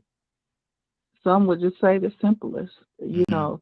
And sometimes I feel like that God is on my side. I got my a roof over my head, utilities on. Some people would just make it completely just the simplest things. My family's safe and healthy. Sometimes we got to be thankful of the simplest things, and that right there to me is really key and goal. You know, because if you got your health, you got your sanity, your family's healthy and safe. That is just the most remarkable thing, you know, because there's so many of us that have passed on due to sickness and health. And, you know, but I also can say that there's some goals that we all want to attribute and accomplish. You know, my goal is finishing my building and opening up, having a legacy to pass on to my kids, a financial legacy, not just that was passed on to me. So I want to have something to pass on to my children. So having a financial legacy as well as keeping everything that, you know, Black owned. We want to make sure that we have ownership, remembered and reclaimed. So good deal. That's my goal. Now let's talk about that hole. Now, somebody dig a deep hole, God is in it, throw you in that hole, kick you in the hole, whatever it is, and come back a day later, a couple of days later, a week later, a month later, and you're still in that hole. Whose responsibility is it at that point? If you're still in that hole, is it their responsibility for putting you in that hole, or your responsibility for not getting out of that hole? I'm gonna have to stick with Cassandra. You know, as a victim, we got over 400 years of holes that we've been in. 400 years of holes. So as we continue, I mean, it's each and everyone's responsibility to climb up out of it and to help each other up out of those holes that have been dug for us. Mm-hmm.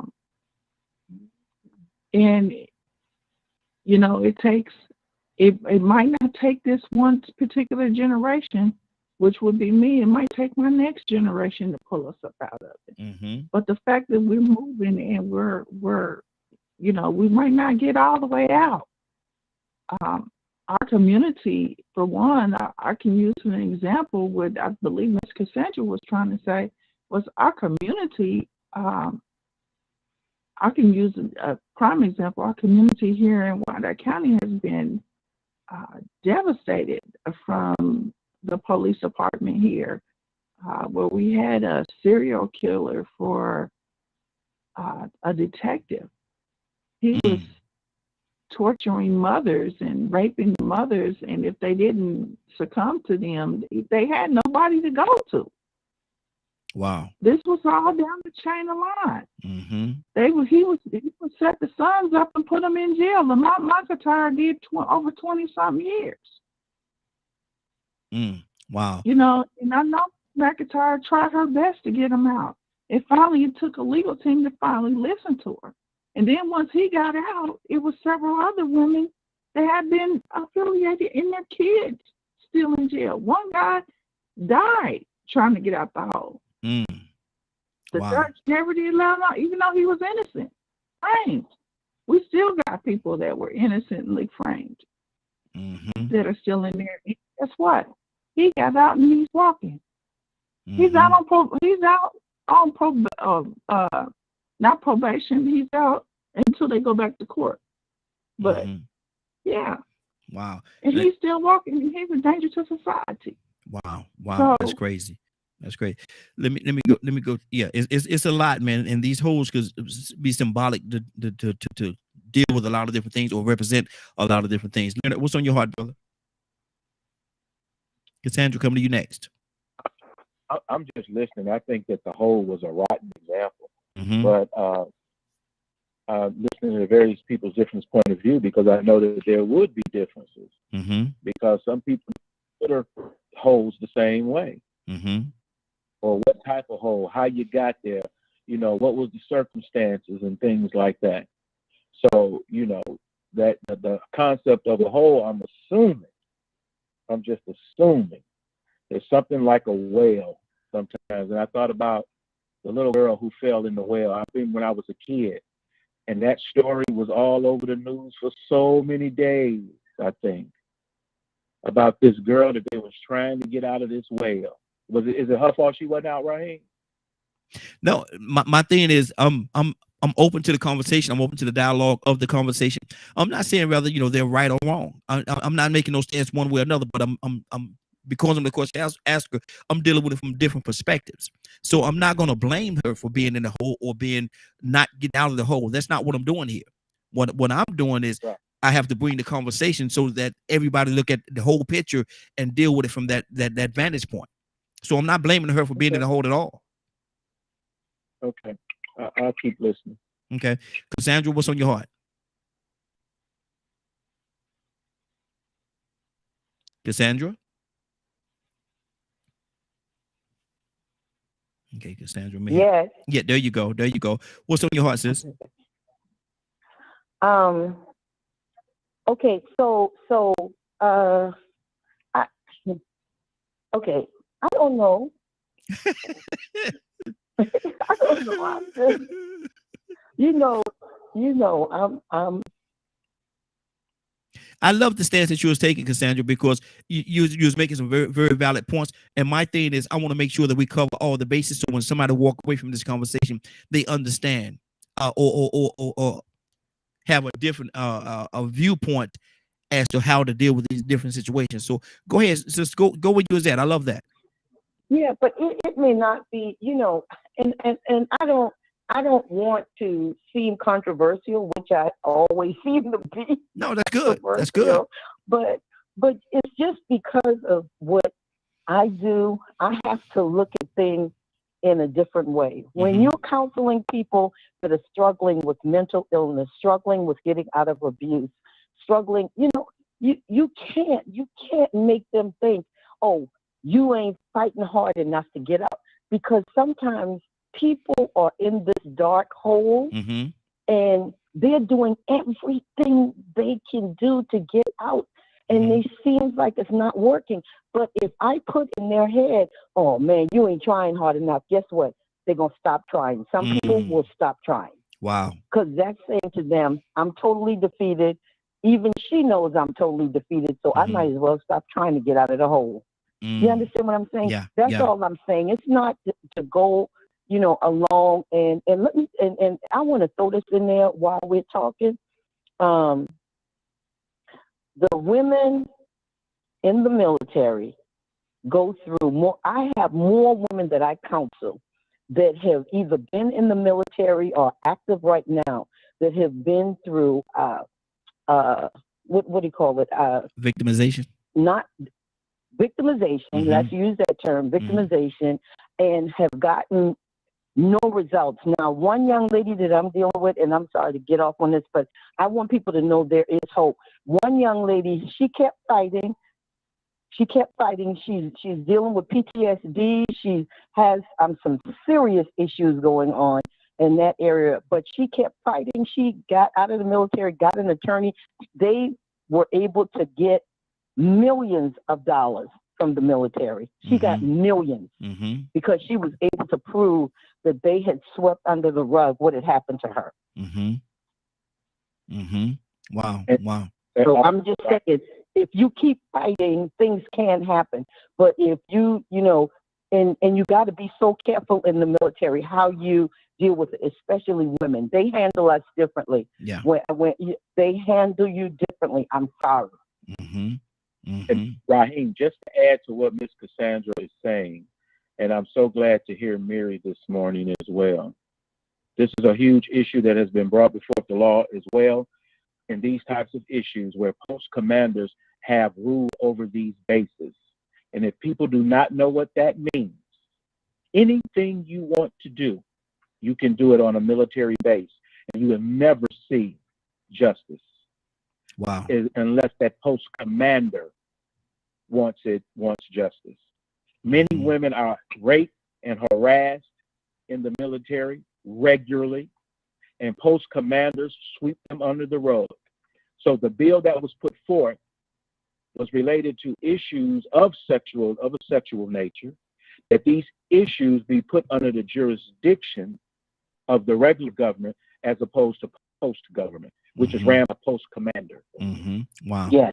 So I worked with a woman who actually had a movie out and how she was abused in the military and things of that nature, and it still goes on every day. Wow.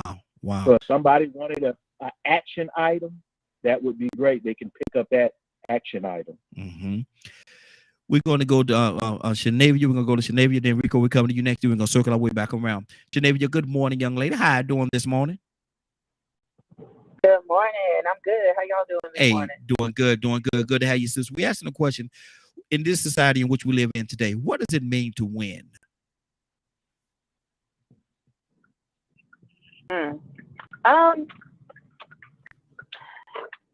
It's kind of a loaded question because I can't answer for everyone. If I had to take a gamble, I mean, just your accomplishments, your goal, whatever that goal may look like, whether that's to gain monetary benefit, whether that is to become a success of some sort. I think it just depends on the individual. I mean, and hopefully that may change as you get older and start to value more what that means to win. I mean, because the way that I looked at winning at 18 and 25 is not the way I look at winning at 36. At 18, it was, to get out of a situation. At 25, it was to make a bunch of money so that I could help my family, and which part of that is still the goal. But at 36, it's just, man, let me have some peace. Peace is winning for me. Being able to find my purpose and live in my truth unapologetically, that's a win for me. So, I mean, for me, it changed throughout the years, but for others, it may remain the same. That's absolutely fine. Exactly. Now, second question: somebody dig a deep hole and throw you in that hole. Come back a day later, week later, month later, and you're still in that hole. Is it ultimately their responsibility that you stayed in that hole, or is it your responsibility because you did not get out of the hole? I love what I have heard thus far, but I'm gonna say this for me. First of all, let me just say this. I eat cheesecake and I am collard green and cornbread fed. So if you manage to get me in a hole, you have earned it. Because baby, you have to earn getting me in that hole if it's a physical hole. Let's just start with that. Mm-hmm. Secondly, if we're talking about along the lines, because whenever you ask the question immediately, my mind went to myself. And, you know, like Ms. Cassandra was saying, and some of the other people that I've heard since being on the line have said, like, there's a lot of people that have been in 30 and 40 and 50-year holes and just discovered that they can get out. Wow. We're just given the tools.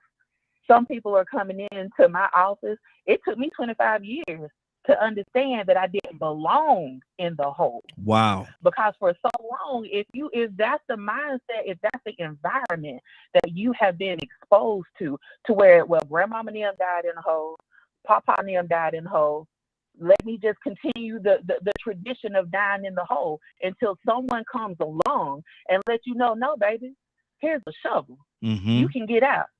We got some extra hands up here. I can help get you out. Use your hands to claw your way out. Because being in that hole is dark, it's wet, it's lonely. And you don't know that you don't even deserve to be in the hole.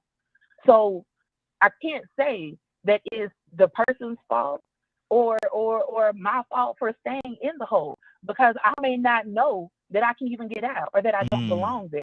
And the analogy that I use for my patients that's coming in is that you, like, somebody walking into your house, you just laid down some pristine, fancy white carpet, and it's raining outside, and they track mud on your white carpet. That's not my fault that you track mud on my white carpet. But now I'm left to clean up the mess that you made. So my trauma is not my fault, but I have to be given the tools to understand how to clean up the mess. Wow. And Ryan said he going to jail if that happens. He said if that happened, he going to jail. Rico, what's on your heart, brother? Yeah, it goes back to what I said earlier. I mean, she hit it on the head, man. You got to have the tools. You got to have the right mental capacity.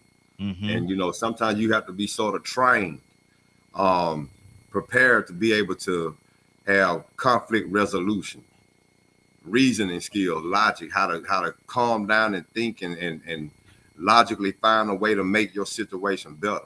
That's physically or mentally, you know, but we do have examples of people being falling in holes and not climbing out, you know, being buried alive. That's another example of being in a hole. And so, you know, I'm gonna always stick to that point of the fact that if you don't have the proper tools in place, you know, if you don't have access to the tools to get you out of that hole, and you're not born with those tools, it ain't your fault. Yeah. If you're still in there. Now, if you got a way to get out, yeah, it's your fault. But if you don't have those tools, if you don't have that access, it can't be your fault. If you weren't prepared, you know, go ahead. And see, my thing is this, man, that's so you saying so much right there, man, because to be in a situation where you're in that hole and not even you're not equipped mentally, physically, emotionally, or spiritually, or whatever, man, you living in a prison.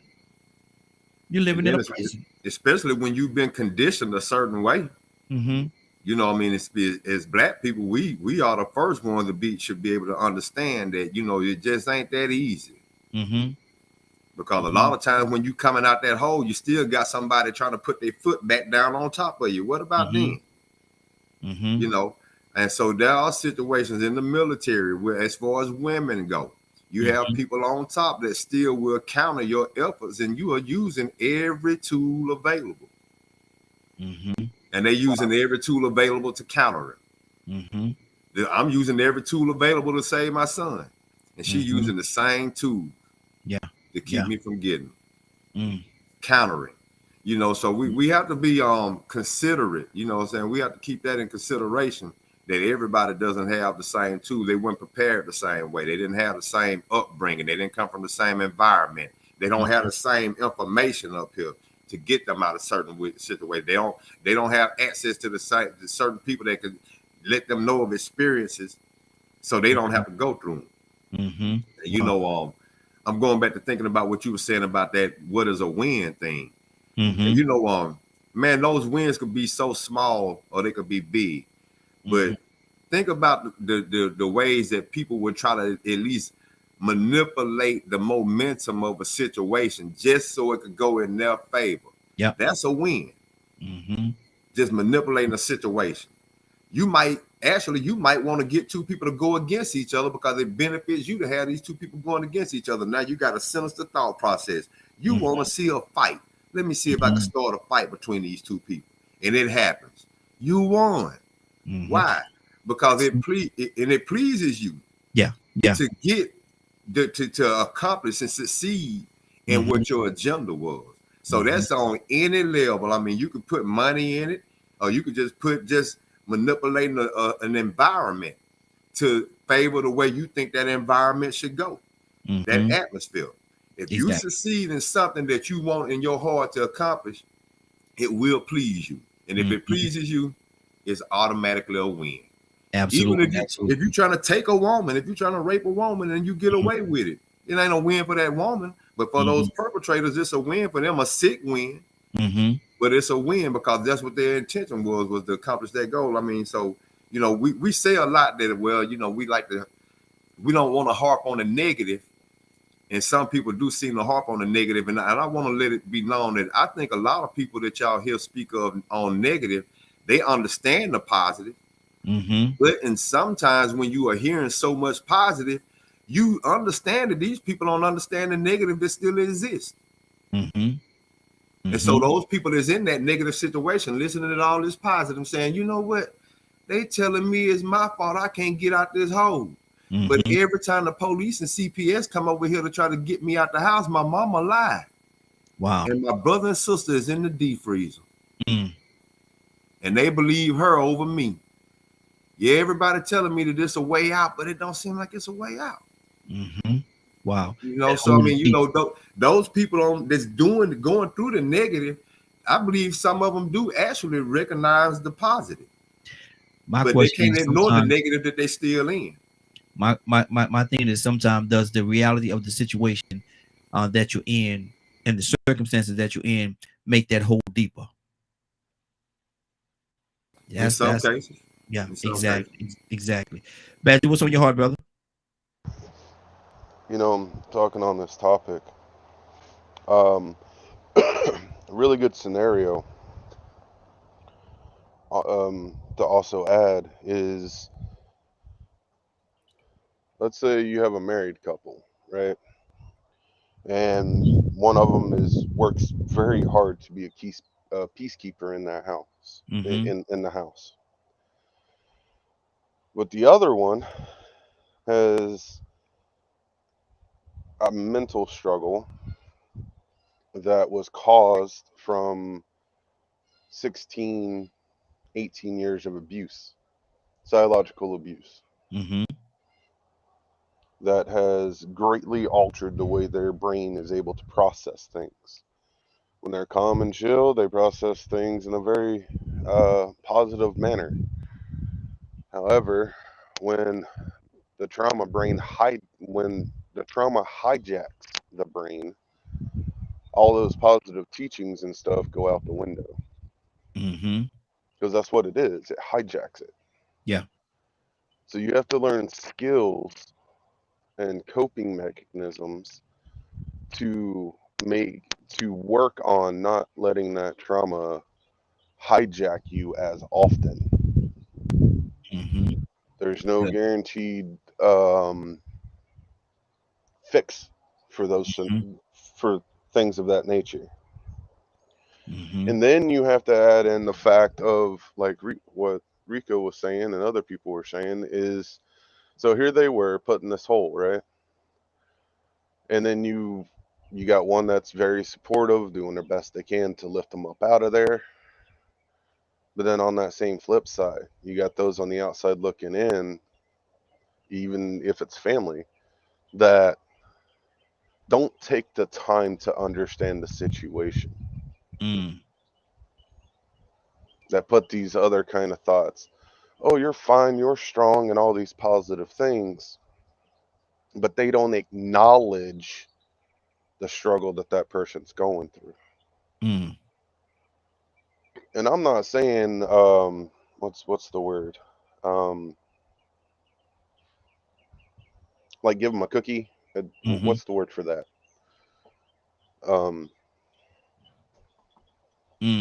I can't think of the word. I'm sorry, y'all. So if anyone knows what that word could mean, where you're letting a person, you're feeding into that person and allowing them to continue the same bad behavior. Giving them a pass, pretty much. Okay. Yeah. Which is, that can be very harmful. Do what? Enable? Is that what he said? Enable. Thank you. Yeah. Good deal. I could not figure out that word. I got you. But it's like I've talked about autism. And the stereotype involved with that. There's a lot of people on here that think I talk just fine. But you go put me in a place like Walmart and stuff, and I can't even get a management position because of the way I talk. That's a whole different kind of struggle. And so they put me in this hole. Y'all don't, but they do. And I'm fighting and fighting and fighting. I'm training managers. I'm doing everything I can. I've learned all the rules, so on and so on. But those people in power don't like the way I talk.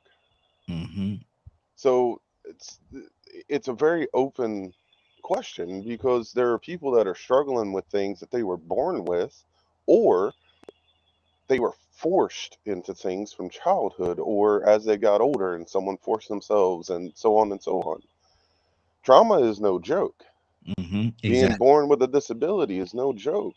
We can fight and fight and fight every day the moment we wake up and be positive and all this other stuff. But that doesn't get rid of the negative thoughts. That doesn't get rid of the depression, or, for me, being on this podcast, absolutely terrified I'm going to say something that offends somebody every single time I'm on here. But that is my personal struggle I have to work through. Doesn't mean it's easy. Yeah. Exactly. Mary, you there?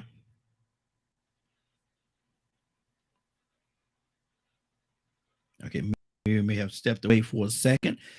Tucson, talk to me, brother.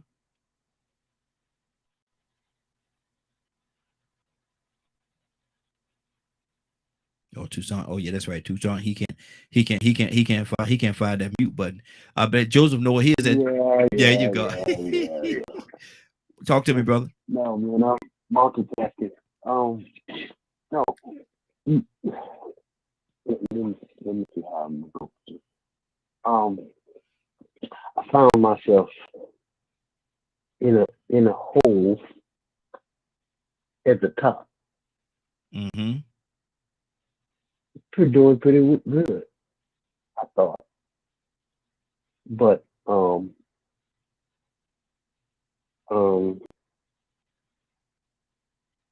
I had to think it through, because when sometimes we don't even realize the depths of it, and I think it's a mindset, man. When you think about homes and whether it's your fault or not your fault, you have to make some decisions. There are people that, some kind of way, you wonder how they survived, how they survived it.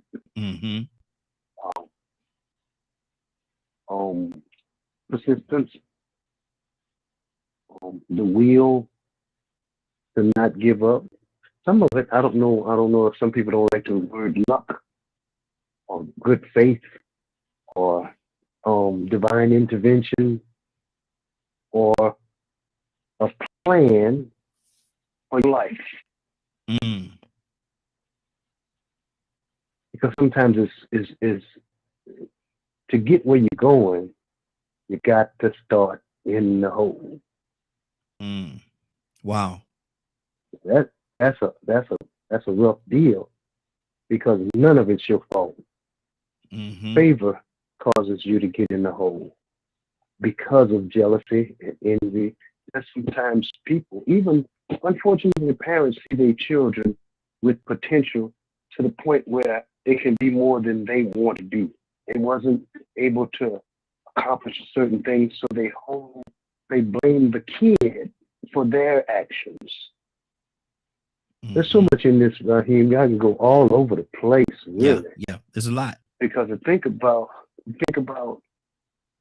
a guilt trip that parents, unfortunately,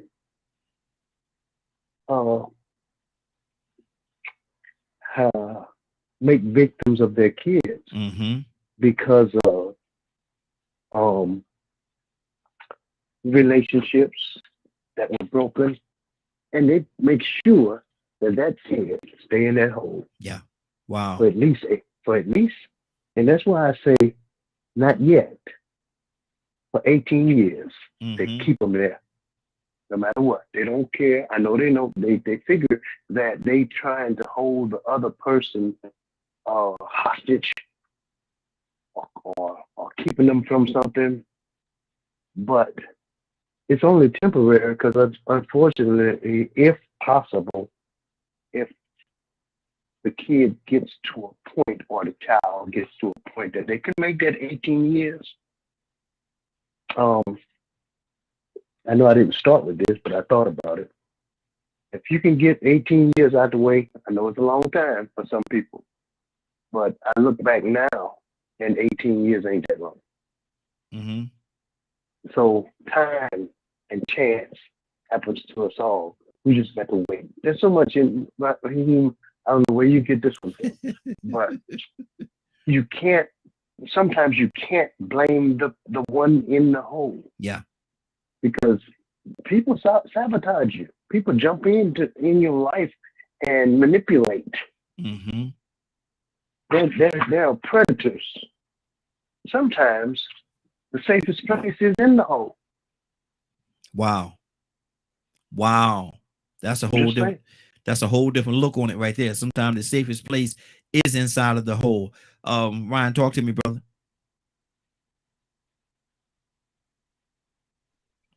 Ryan, you there? Yeah, I'm here. Took me a second to turn off the mute button. Yeah, I agree with Tucson. Sometimes best spot is in the hole. You sheltered. You know what's going on around you. Only way in is from above, so you can see what's coming. It sounds kind of twisted, but I mean, it makes sense. You know, I was dealing with a coworker today who approached me and told me he's depressed. And he said that he'd been holding on to that for a few weeks because we friends as well as coworkers. And he said, I just didn't know how to tell you. And he said, you know, I told him, I hugged him. I said, listen, man, you don't have to tell me. I already know. Wow. And I said, it's just key words that you say. I'm just waiting for you to come to that realization of self. And I said, but what you're doing is you're putting yourself in a hole, because that's what he's doing. He go to work, go home, don't associate with nobody, don't call nobody. Wow. You just go to work, go home, eat, go to bed. I said, you're putting yourself in this hole. And, you know, we're not meant to be alone. I said, it took a lot of outside of the box thinking for you to come and even tell me and get yourself up to go there. I said, but you got to start to bring yourself out now. You got to go see your mom, go see your daughter, go see your grandma, come to the crib. Like he tutors one of my children in math. And I'm just like, if you ain't got a tutor today, just come over to the house and have dinner. Get yourself out of that hole. Because every time you come over and we talk and we have these conversations that we have, you always feel so much better when you leave, and then you go home and put yourself back in that hole. I think, like I said in chat earlier, equipped is the word of the day, or being equipped. And that's what is so great about this show, is we equip each other, or at least give the means of finding that equipment to help get ourselves out of holes and build each other up to bring each other out of the hole. Absolutely. Absolutely. Mary, I understand you back. Mary? I am indeed. Okay. What's on your heart? Oh, I'm just listening. I'm trying to see where we're at now. Okay. I had to click over. I got a phone call. Oh, okay.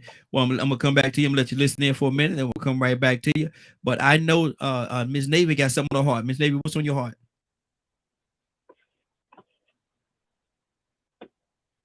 Navy? I'm kind of multitasking myself, but honestly just enjoying I'm just listening in and out, honestly, right now. I don't know if I have any more to add to it. I mean, like, I like the different points. Definitely a different point from what Mr. Toussaint just gave of the whole being safety. But even with that, do we get complacent with that safety? It kind of goes back to the conversation that we were having just a few weeks ago with the dirt being poured on us. I mean, and I think I want to say that we had a conversation somewhat similar to this that I just listened in on. But yeah, I don't know if I have anything additional to add other than if you're able to recognize, like Ryan was just saying, that someone is in a hole, are you cultivating an environment that lets them know that you are a safe place to help them and give them the tools out of the hole? Because outside of these four walls of where I work, everybody doesn't know that I'm a safe place. But how do I draw you in to let you know? What am I cultivating with you to let you know that I'm a safe place? I'm a lighthouse for you, and vice versa. So that's about it. That's all I have to add. Good deal. Good deal. Leonard, talk to me, brother. Cassandra, coming to you next. Leonard? I like what Navy just said about the safe place. Mm-hmm. And a lot of times, you know, that's what people need, a safe place. Mm-hmm. I think we spoke about it before, you know, on the different programs, you know, as it related to, I believe, domestic violence. Yes. And the use of a safe place resource. And that's very important. I remember, like, my grandmother, if anybody remembers, you know, if someone was having a hard time, a lot of times them grandmothers had extra rooms and they let somebody come and get themselves together. Absolutely. You know, you give them a place to eat, you know, place to lay their head in a safe place, give them something to eat, and let them chill for a minute. Mm-hmm. So, you know, that was very common that I grew up with, that people who had fallen down for whatever reason, you know, someone would help them out, give them a safe place, give them a room. They needed to escape from something. I used to tell people, they say, yeah, I was in Saginaw. What was you doing up there? Mm-hmm. Because a lot of people that come there, it's a good place to hide. Wow. You know, that's trying to get away from a past. Mm-hmm. Because one thing, you know, ain't nobody coming looking for you. Not up there. So, you know, I like what I believe it was Ryan was just saying. And if you're a Christian, you know, you should be working on providing safe places for people. If it's just to come and talk, have a cup of coffee, have a conversation. Mm-hmm. That's what, you know, the biggest thing about, you know, if you're going to profess to be a Christian, is allowing friends to lean on that. And that's a lot how I was raised. It was all about helping people. Mm-hmm. If you're going to be a Christian for any reason, that's the reason to be a Christian. To profess you're a Christian is because you look after the sick. You went and seen the shut-in. You went and helped the elderly. You did all these things to help people. And it wasn't about all this stuff that it is today, and everybody want to judge everybody and all these types of things. People need somebody to talk to that they can tell a secret that they don't want nobody tell. Yeah. Wow, that's good. That's good. 508-924-3521. 508-924-3521. Give us a call. We'd love to have you as a part of this conversation. Give us a call. Let me hear what's on your heart. Cassandra, what's on your heart, sis? Talk to me. Yeah, I don't have anything to add. Between Navy and Leonard and Ryan, they pretty much, said all that I wanted to say. You have to be that person that someone can trust. Yeah. And bring those deep things that they might not be able to tell anybody else, but you're that listening ear, at least a listening ear. Yeah, for that's people. good. That's good. Go ahead, sis. I wasn't saying anything. Okay, good deal. God is how do you gauge whether you can trust this person with your secrets? How do you gauge that? Ooh, I'm just gonna say what I done been through. A lot of people you really can't trust, and the ones that look like you are some of the ones you can't trust. And then a lot of people being victimized. I mean, a lot of people are conditioned on a mental level where in thought process they think that they helping you, but really they are not. They're going against you, which is really detrimental for our society as a whole to continue to move forward. And a lot of that is lack of knowledge. To think that you're standing for something and really that what you're standing for basically might not be what's really positive to move forward. I guess examples are always good.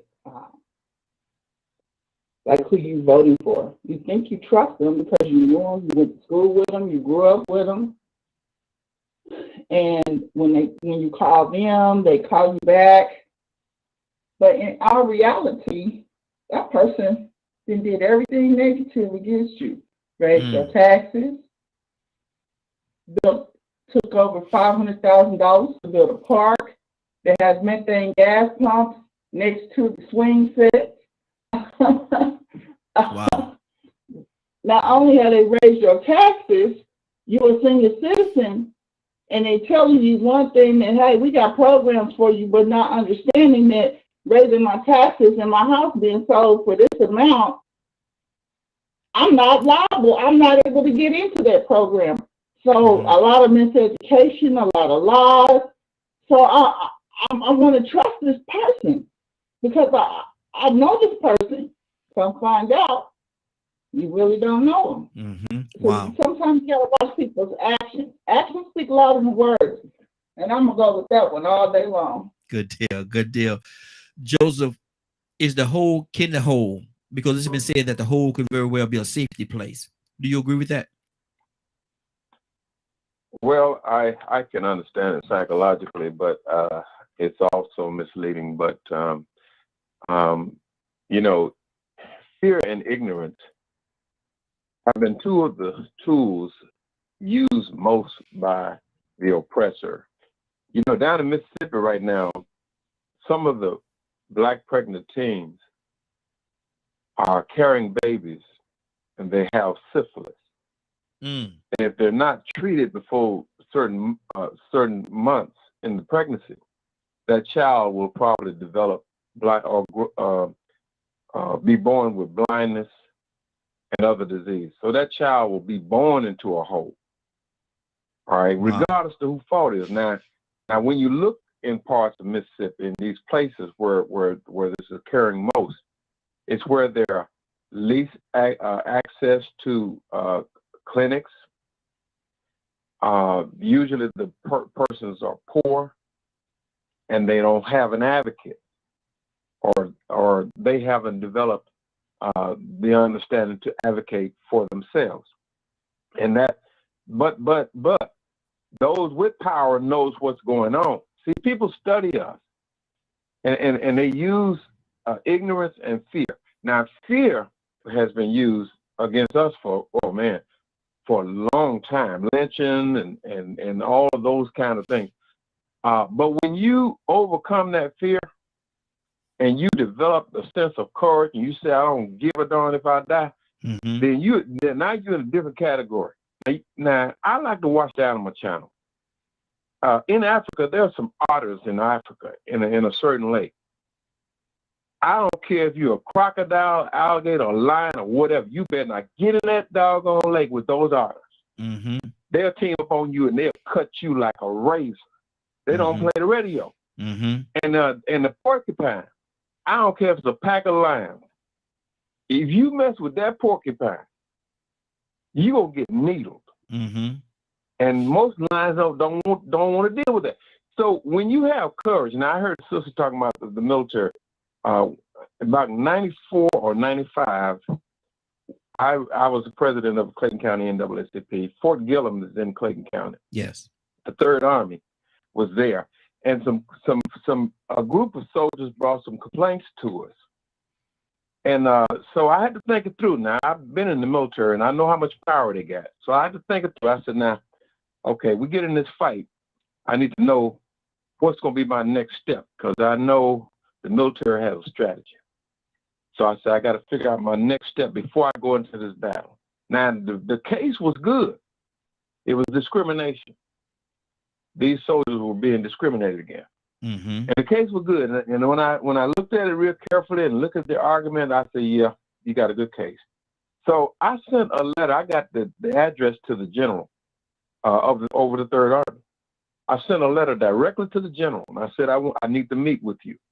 You know, I need a meeting concerning these particular soldiers, concerning this case, and these people are involved. The who, what, when, where, and how. I gave the general all of that. Well, he sent a name to me of the officer that I was to meet with, along with those complainants. Now, I said, okay, now this guy could be playing me or strategizing and trying to, smooth it over. But anyway, we got in there, and my next step was going to be to have a press conference at Fort Gillem with a massed amount of people. So I was going to shame the Army. Then I was going to force the national office to get involved in Baltimore, Maryland. They were going to have to get the president, the CEO of the NAACP was going to have to get involved, because I was going to make it that nasty. The general knew I wasn't playing. So he disciplined the officers that discriminated against these particular soldiers. And when I met with his underling, they informed me what took place and what was going to happen to make those complainants whole. And then the complainant got back with me and told me how they were made whole. So we averted having to use drastic means. But what I was determined to not be is afraid. Absolutely. Can't fear nothing and nobody. And we need to strengthen these civil rights organizations, join them, strengthen them, and if we have to raise some sand, man, we raise sand. But one thing we will not succeed in. We will not succeed if we're afraid. Absolutely. And the forces that be want to force us. Yeah, they want to force us to be complacent. They want to force us to say, well, it's no use. Just give up. I refuse to give up. Good deal. I'm going to be like those otters in that lake in Africa. Preacher. Now we got 3 minutes, preacher. Now, preacher, you don't wait about 45 minutes, preacher. See, look here. Sometimes we give the opposition too much power. We give them too much power. And Rico and preacher still going. Look at preacher. I gotta go to somebody. That power. Look, we got people power. Okay, good deal. Stay right there, preacher. Preacher. Stay right there, preacher. Hold on, Rico. What's on your heart, brother? Preacher ain't gonna stop, man. Preacher gonna keep going. Go ahead, Rico. What's on your heart? I mean, where you at right now? You still on the whole thing? Or Yes. Yeah, we're still talking about. I know the you whole said something about keeping a secret. Well, we talked about that as well. You know, who do you trust? Because we ventured over to a situation where we was talking about being able to talk to somebody and confide in somebody, and I asked the question, who do you trust? How do you know that you can trust this person and confide your secrets in them? Once again, man, you know, we sentient beings. Once we feel comfortable, even if somebody makes us feel comfortable and their intention is to make us feel comfortable, once they get us to the point where we're comfortable with them, or we believe we're comfortable with them, then we start letting our walls down a little bit. We let our guards down a little bit. So I think obviously, you know, we'll try to say, well, this is how you should tell somebody your secrets. You know, this is what you look for. You can say all these different things about how to tell if a person is untrustworthy. But what you don't know is that person is manipulating you to make you believe they're trustworthy. And then you think, okay, now this seems like a suitable person that I can open up to. I can let them know these little things. I can let them know my inner workings or whatever. And come to find out later on that they use it against you. Maybe you have an argument and they come back and say, yeah, that's why your daddy was sleeping with you when you was young. Oh my God, I never told anybody that. Now you told. You got mad. I thought I could depend on you. I thought I could trust in you. I thought I could confide in you. And you told my secret. Whether it was good or bad, maybe somebody did need to know. But at the same time, you know, you thought that you could trust this person. So it's really hard to just put a nail on it and say, well, this is what you look for to trust somebody. But obviously, most people do start confiding in people that they assume they're comfortable with or that they can trust. That's good. That's good. Badger, how do you trust? Oh, dude, you asking me personally? Yes, sir. That's a hard one for me.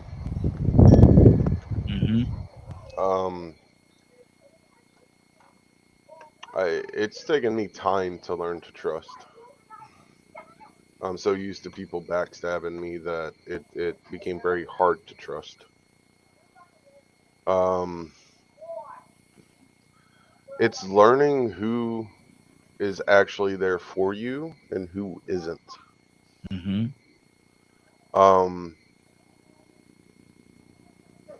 And when you're struggling the most, that's when you'll find out who's actually there for you or not. The ones that don't expect anything from you, the ones that actually want you around to enjoy a conversation, nothing else, just a conversation. Those are people I trust.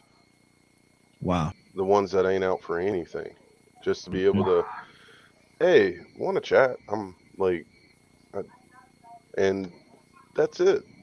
Having good conversation without having to worry about anything else. To have a spouse that will do anything for you. You know, asking me about trust is very difficult because it's very hard to gain mine. Good deal. Cassandra, how do you trust?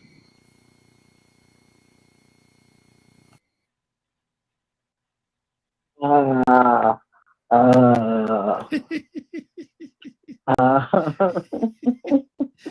doggone Cassandra, boy. Lord. How do I trust? I'm gonna be totally honest. Y'all don't want to hear my answer because it's like a spiritual thing for me. It's within discernment. Your discernment will tell you whether you can trust the person or not. And I'm sorry, people probably don't want to hear that, but that's how I gauge whether I can trust the person. My spirit lets me know. I know people that I can trust. And the older I've gotten, the better it's gotten. So I can definitely know I definitely know. Okay, good deal. Mary, how do you know when you can trust? I agree with it being discernment. I'm still working on mine. Mm-hmm. So, but I agree that it is discernment to tell you if you can trust someone or not. Cause we don't know. People are interesting. People are gonna be people. Yeah. Mm-hmm. Good I deal. agree with Mr. Sandra. Absolutely. Good deal. Good deal. Ryan, how do you know, brother, when you can trust somebody?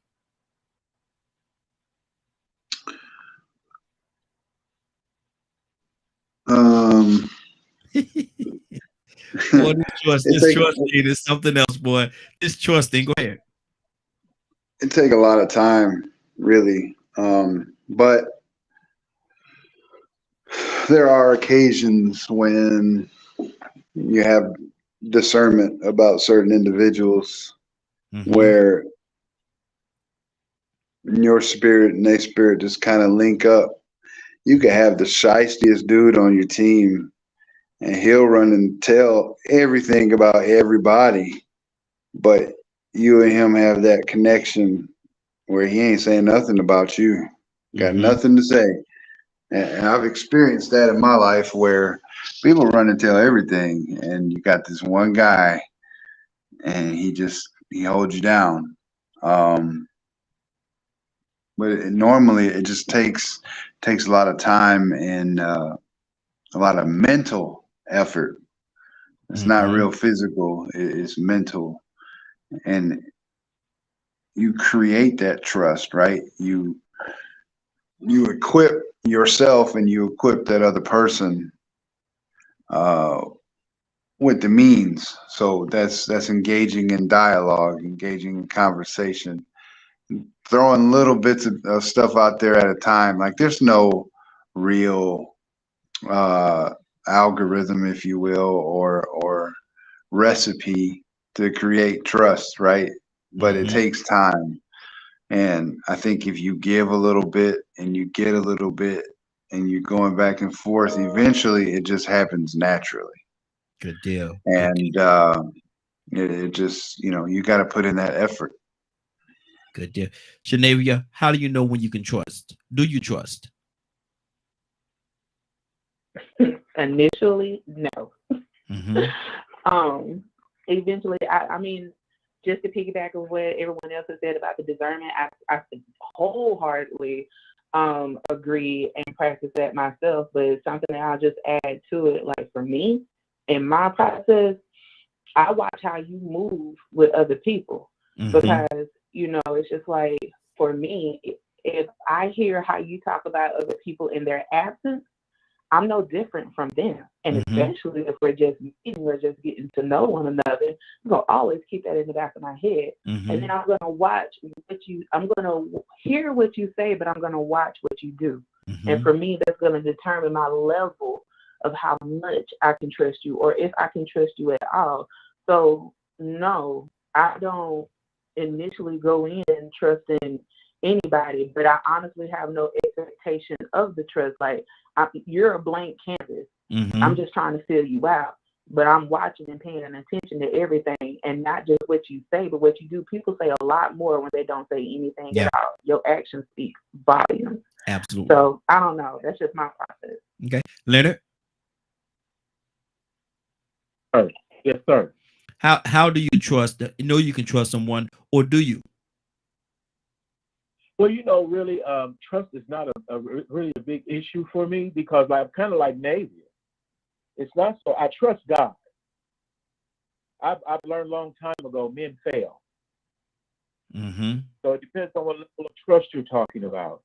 If I know you smoke crack, that's what I expect you to do. I don't think nothing else of it, really. If I give you a task to do, I just want you to complete. I trust you will complete the task. If not, I don't give you another one. So it's, to me, when people talk about trust, I understand the way a lot of people use it because a lot of people give their all to folks and they never should do that, in my opinion. I just don't know why you would trust someone so much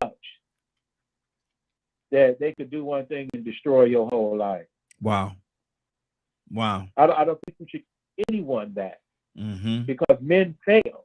That's why you trust God, because men fail. Yeah, that's good.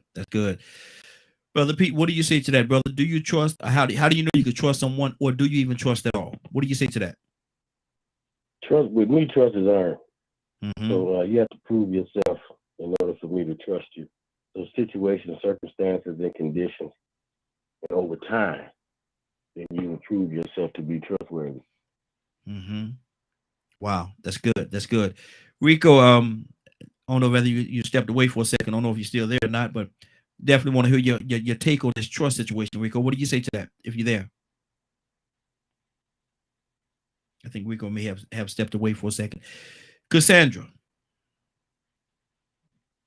Yes, sir. Can trust be restored? If somebody break your trust, can it be restored? Yes. How long of a road is it? Be restored. How long of a journey is it? No time. We're not gonna put no time on it, because for different people it's different. It takes a different amount of time. But I mean, I would be being totally cynical if I say, once a person breaks your trust, they can never get it back. No, I think that some people make mistakes. And like God says, if we ask for forgiveness and we turn away from that thing, we repent from it and turn away from it, and you ain't gonna do it again, then it takes time, but and that's different time for different people. I believe the trust can be restored. How could we live if we didn't believe the trust couldn't be restored? That's good. I don't. You know what I'm saying? I'm just saying. Yeah. I got you. It can be restored. Cool. Joseph, how long of a journey is it to restore that trust? Wow, I thought you were gonna give me the trust thing. I'm not sure about the longer journey, but I read a scripture that says, "Do not hear every whisper, lest you hear your very servants curse you." And that scripture goes on to say, "You yourself know that you have spoken, bad about somebody else behind their back," or, something to that effect. I remember reading that scripture in a quiet time and really reflecting on that thing and thinking about myself. And I think we all have gone back and said something, negative about somebody else. So when I hear people speaking negative about me, I take it like that. Hey, this is what goes around comes around kind of situation. So as far as trusting, I'm like the other caller said, I watch your actions, and I don't know how long a journey that'll take for you could be restored, because I don't feel like we are angels yet.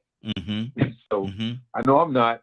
So exactly. I want somebody to, forgive my indiscretions or mistakes or whatever, and so I can forgive them, and I could receive them. I mean, I'm not gonna trust them with my life or with my valuables or anything like that, But I watch people's action, man. If they're like Judas, I might discern it before they get to act against me. Yeah, there you go. Good deal. We're gonna keep this thing going. Let me go to Willow. Good morning, Raheem. Good morning, Morning Glow. Good morning. You don't sound yourself this morning. You okay? Yeah, I had to take my cousin to the hospital last night about 2:00. They found out that she had pneumonia. Wow. So it's kind of rough for me, but I'm good though. Okay. I'm all right. Good deal. We're talking now about trust. Do you trust, or how hard is it for someone to earn your trust? Do you trust, or do you trust at all? Yeah, you know what, right here, I'm a very trusting person. But it's like your last caller said, you gotta watch and discern people on how they act and what they do. You know, I don't trust them with my life or things that would allow them to hurt me or my family or anything like that. But yeah, I always give people the benefit of the doubt, because I always give people a second chance, a third chance, a fourth chance, because I know that that's what God does for me. He says that even when we pray, we forgive those like we want God to forgive us. Yes. We forgive others. So I try to lead by example. And as I talk, I want to walk the same way I talk. Exactly. That's good. Yeah, sometimes I can trust somebody who maybe didn't deserve it, but they didn't put me in a place where I couldn't come back. Okay. How hard if somebody break your trust? How hard is it? How long of a journey is it for them to restore the trust that you have in them or had in them? If somebody, well, I have had that to happen. That somebody betrayed your trust. And fortunately, the person that did break the trust cared so much about me that they did whatever it took to gain it back. So, that just depends on the individual, because sometimes, when somebody, even in a relationship or a marriage, especially a marriage, when they break that trust, yes, it's hard for the person to get back, because now you got to go through a process on both ends. It's not just the person that broke the trust, but it's the person that you broke the trust with or to that has to go through a process. But, that it's different. It's not a timeline, because we're human right here. And there's so many things that are underneath that umbrella that has to get you back to the place where you can trust somebody. Because you got to make that decision. Exactly. You have to. Exactly. Because if you don't make that decision, then your life, you live a miserable life for things that you're wasting. You're wasting time on stuff that you can't change. Yeah. So you definitely can't change the past, but you can move forward. Absolutely. And Absolutely. that's what good deal. Right here. Captain, good morning, sir. How are you doing this morning? Hey, good morning, Brother Raheem. Good morning to my beautiful Morning Glow family. Good deal. We're on the backside of the conversation now. We're switching up a little bit. We're talking about trust right now. We're talking about trust. And Captain, do you trust, or how hard is it for someone to earn your trust? Of course I trust. I try to put the same amount of trust in people that I believe God puts in me. And I try to live a life of no regret. When you trust someone, you're free of the anxiety of mistrust. Mistrust is not only a mental anguish, but mistrust can lead one into depression and despair. Always look at someone who have betrayed your trust, whether they know it or don't know it. It's painful, because now everything they say, you can't believe a word that come out their mouth. You're not be able to put any kind of responsibility or even take their word for anything. But I trust. And of course, I've had many people that have betrayed my trust. But as the Bible said, like Jesus, how many times should I forgive my brother? 70 times? Jesus said 70 times 70. Wow. The only difference between that is I'm not Jesus. Yeah. I don't know about that 70 times 70. That's a lot. What I do, you have to lie. Mm-hmm. I do give a person most certainly another chance and maybe a second. When you have a family member that is have an alcohol addiction, when they say they're not drinking, you put your trust in them that what they're saying is true. Mm-hmm. But because of the alcohol addiction, they have lied and deceived you. Yeah. And when you find out they have lied and deceived you, it's hard to trust them again. Mm-hmm. But you do it again, and they may lie and deceive you again. Mm-hmm. But after a while, the person that lie and deceive you, once they are sincere with their words, they become disappointed because you doubt their word. And everything they do, you question their word. And they got the nerve to be angry because they have the nerve to say, you don't trust me. Mm-hmm. Mm-hmm. That is true. Trust is a hard thing to earn. It's probably the major reason most marriages come to an end because someone has violated the trust. Exactly. Mm-hmm. It's a heartbreaker. Yes, sir. So yeah, I'll trust again, but you better bet and believe it would be with some suspicion and a little doubt, and they must earn it back, and you can. Mm-hmm. They take a minute, but trust me, you can earn it back. Absolutely. That's what's on my heart, Ryan. Well, love you, baby. Rico, you back with us? Yeah, I'm on here. Okay, good deal. Talk to me, brother. We're talking about trust. Do you trust? How hard is it to earn your trust? And if somebody betray your trust, how long of a journey is it for them to retrieve it if they can? Well, I'm gonna say that I don't distrust right off, but I do give the benefit of doubt. Mm-hmm. I give people the benefit of the doubt, but just up and give you trust like that right off the top, nah. I think I've seen enough history and not even had to experience enough of it on my own to see people be betrayed in several ways. Mm-hmm. You know, and then you ask, well, you know, hold on for a second. Oh, so you know, when you ask that question, you know, I think about all the different ways, you know, you can be betrayed. You know, what type of betrayal was it? Mm-hmm.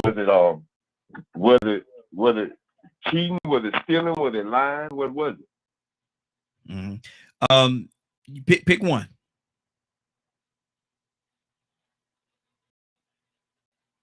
Rico?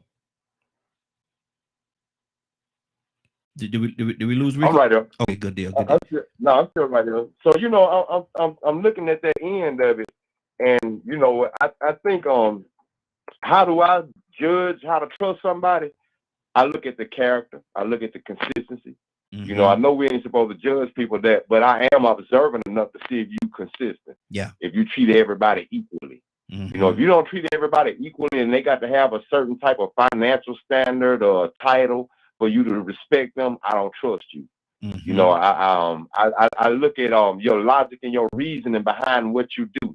If you have a certain reason why you disrespect people, what's your purpose in disrespecting them? Or I don't like them because they broke. Well, nah, wait a minute. Hold on. Yeah. You get what I'm saying? So there has to be some reasoning behind your actions. And if they don't come off as just humane, open-minded, you know, if you come off as sort of, you know, judgmental or prejudiced, I won't trust you. Mm-hmm. So there are numerous things that I have to look at before I decide whether or not I trust somebody. But I'm mainly looking for a consistent moral factor. Mm-hmm. and somebody that's willing to sacrifice and be charitable. And even if they're not even charitable, at least be compassionate and considerate enough to be understanding. Because most people that aren't understanding, they're selfish.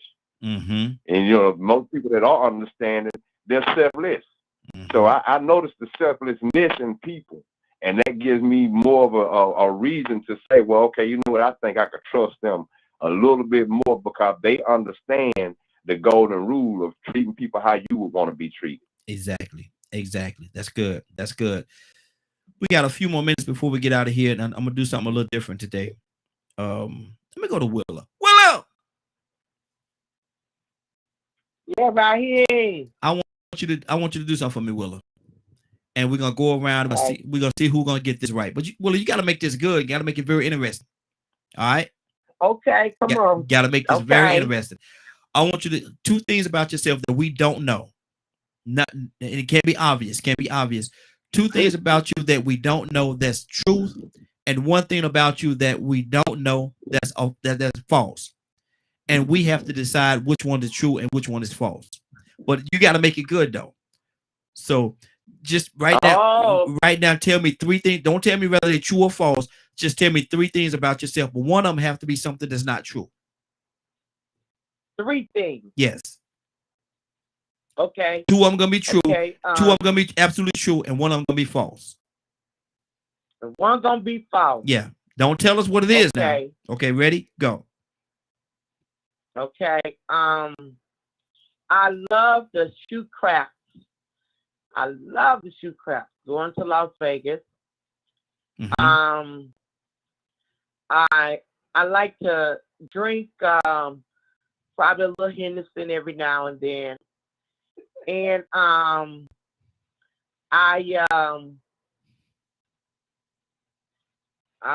love the shoe crafts, like to drink Henderson, and I lend money all the time when people need it. Well, I think I know which one is the false one already. I think I know, because when you said that Hennessy, you kind of threw me off a little bit. But but let me go. We'll go to Cassandra. Cassandra, pick one. Which one of those three is not true? Which one of those three is not true? Yes. She doesn't drink Henderson. I know that because, first of all, she ain't even pronounced it right. She said she don't drink Henderson. That ain't true. So that was easy for me. Thank you very much. She said, and I like to drink Henderson. Oh, excuse me? Okay. I like to drink what? That's something new that just came out with? No. Okay, it's a new one. Exactly. Rico, which one is not true? Man, I ain't want to say nothing. I like to die. I guess that's the Coming to America version of Henderson.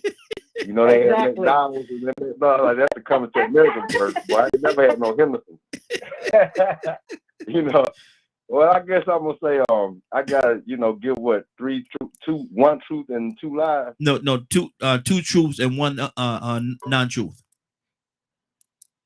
Two truths and a non-truth. I say, well, I can play a saxophone. I smoke 2 packs of cigarettes a day, and I average 10 miles a day. Okay. Cap, come to you. There's 2 truths and 1 non-truth. Which one is not true? I have to do the same. No. You got to pick one from what Rico just said. Oh. Say it again, Rico. He said he played the saxophone. He smoked 2 packs of cigarettes a day, and he do 10 miles a day. 2 of those are true, and 1 of them is not true. Which one is not true? I don't believe he smoked 2 packs of cigarettes a day because he's always walking. Mm-hmm. I don't believe he smoked cigarettes a day. Okay. And Zamari said, oh, wow. Zamari said the lie is the saxophone. Cap says the cigarettes. Zamari says the saxophone. Rico, which one is not true? The cigarettes is not true. See, Zamari, he does play. I knew that though. I knew he played the saxophone. I knew that already, but I couldn't because of that reason. I already knew the answer. I couldn't say anything. So, Cap, give me 2 things that's true about you, and 1 that's not true. Okay. I love to fish. I play tennis, and I used to play football. Okay. Toussaint, you still with us? Let me see. Yeah. Toussaint, two things are true. And what I'm gonna say this to you while you find that mute button. I know you're looking for it. Two things are true, and one thing is not true. He said he loved to fish, tennis, and play football. Which one is not true?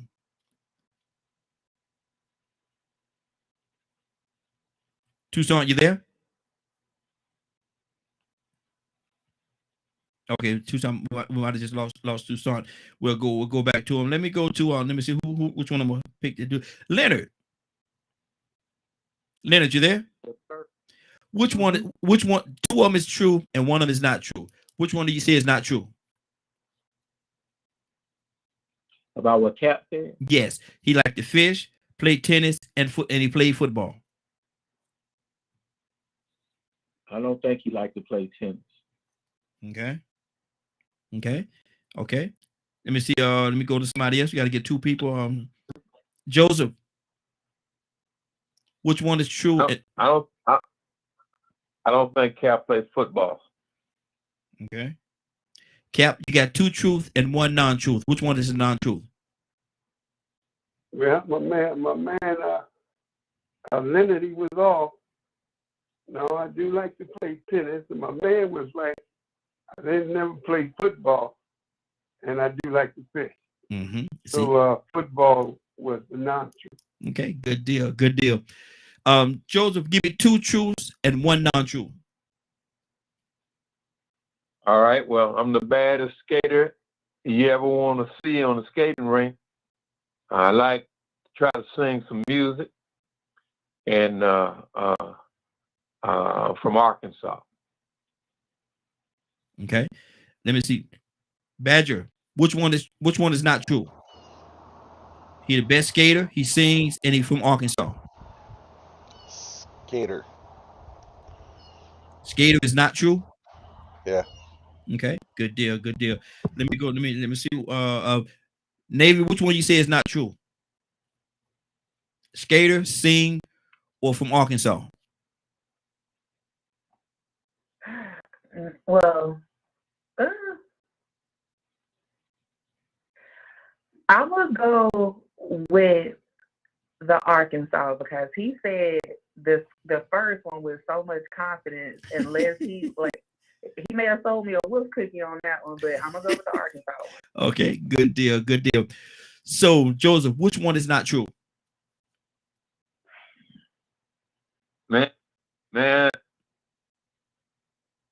Man, I've been trying to skate all my life. I bust my butt every time I get out there. I have to hold on that rail. I believe them. So the skater is not true. Joseph, so the skater is not true? Yeah, the skater is not true. Good deal. Badger, you got that right. So Badger, give me two truths about yourself and one non-truth. I'm going to have to opt out of this one. Uh-oh. Man, why you don't want to play the game, man? Because I work very hard to be honest at all times. Oh, I don't want to start now. Okay. I have that's just the way I do things. Sorry. Okay. Cassandra, give me two truths and one non-truth. Now wait a minute, that was the untruth. He threw y'all off that fast. He threw y'all off that fast. That was the non-truth. That was the one right there. Cassandra, we're gonna close out with you. It's right at 10 o'clock. I'm enjoying this though. I wish we can go longer, but I got some things I got to take care of today. But Cassandra, give me two truths and one non-truth. I've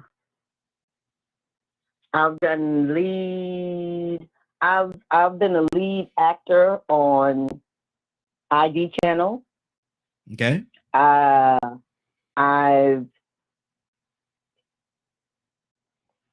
have a Lifetime Achievement Award from the White House.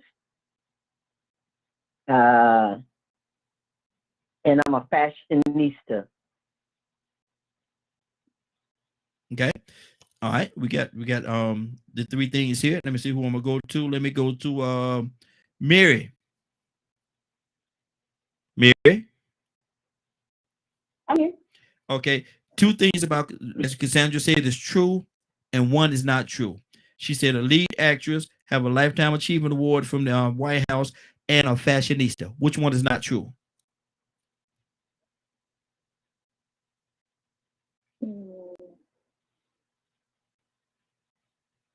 I'm gonna go with the White House.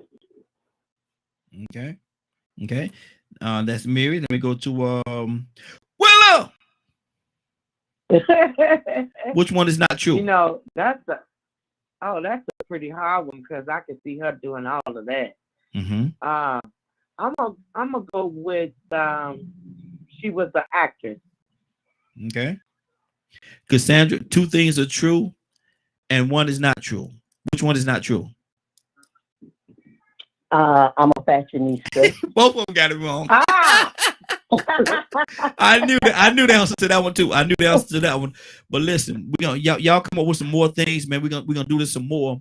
Two things is true and one is not true, because I think that's I think this is real good because it helps us learn different things about each other as we move forward. So I definitely appreciate that. Great broadcast today, y'all. Great broadcast. I want to thank everybody for joining us. Rico, what's going on? I'm sorry. Your turn. How? Your turn. Who Your turn? turn. Oh Lord. I tell you what, I'll do mine tomorrow. How about that? All right, that's cool. That's cool. Good deal. Rico, what's going on at 3 o'clock today? If you missed today's show and would like to hear or see the rebroadcast in its entirety, you can tune in at 3 p.m. Eastern Standard Time on www.dkmmediagroup.com. Good deal. It's been a great broadcast, man. I want to thank everybody for joining us. But before we go, let me see. Sorry, I missed the show today. Love you all. Let me see. I'm trying to put this on the screen so I can read it. Let me see. So I missed the show today. Love you all and love you as well, sis. We're looking to see you tomorrow. We're looking to see you. We gave you the day off today, but tomorrow we're gonna dock your pay. If you don't come, we're gonna dock your pay tomorrow. Now we ain't gonna dock your pay today, but we're gonna dock your pay tomorrow. So you make sure you be here tomorrow. Willow! Raheem! Hold on. Are you sure you're ready?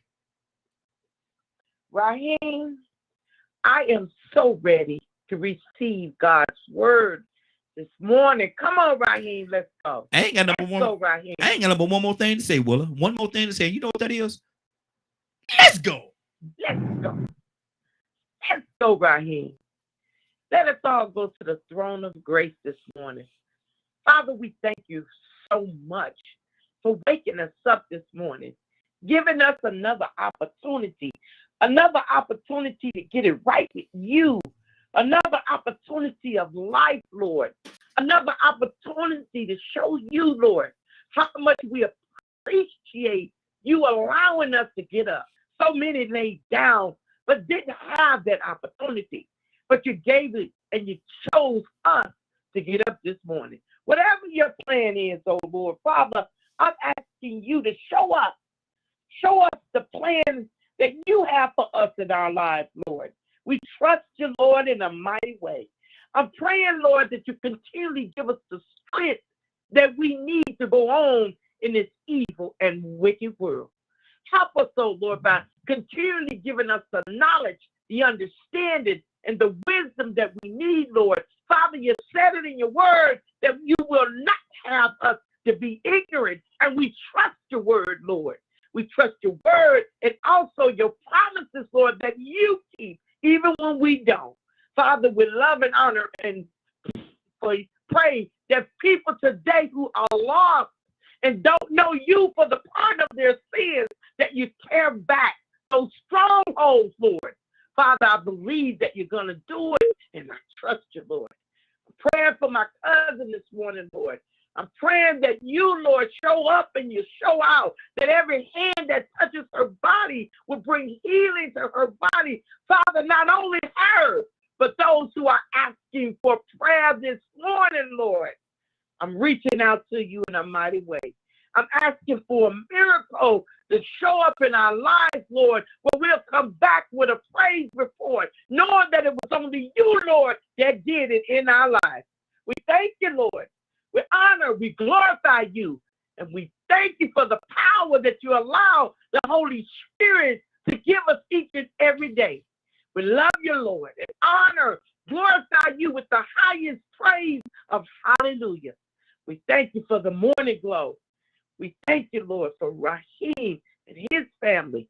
I'm asking you to touch and bless each and every last one that's on this line of the sound of my voice. In Jesus' name, amen, amen, and amen. We thank and honor you, Lord. Yes, in Lord. your son Jesus' name. Amen. Amen. Amen. It's been a great broadcast. I want to thank everybody for joining us this morning. That I want to thank you for allowing DK, your media group and associates, and the Morning Glow for being a part of your morning. It is now, what time is it? 10:06. You're about to exit the Morning Glow. But before you go, I want you to do me two favors, if you will.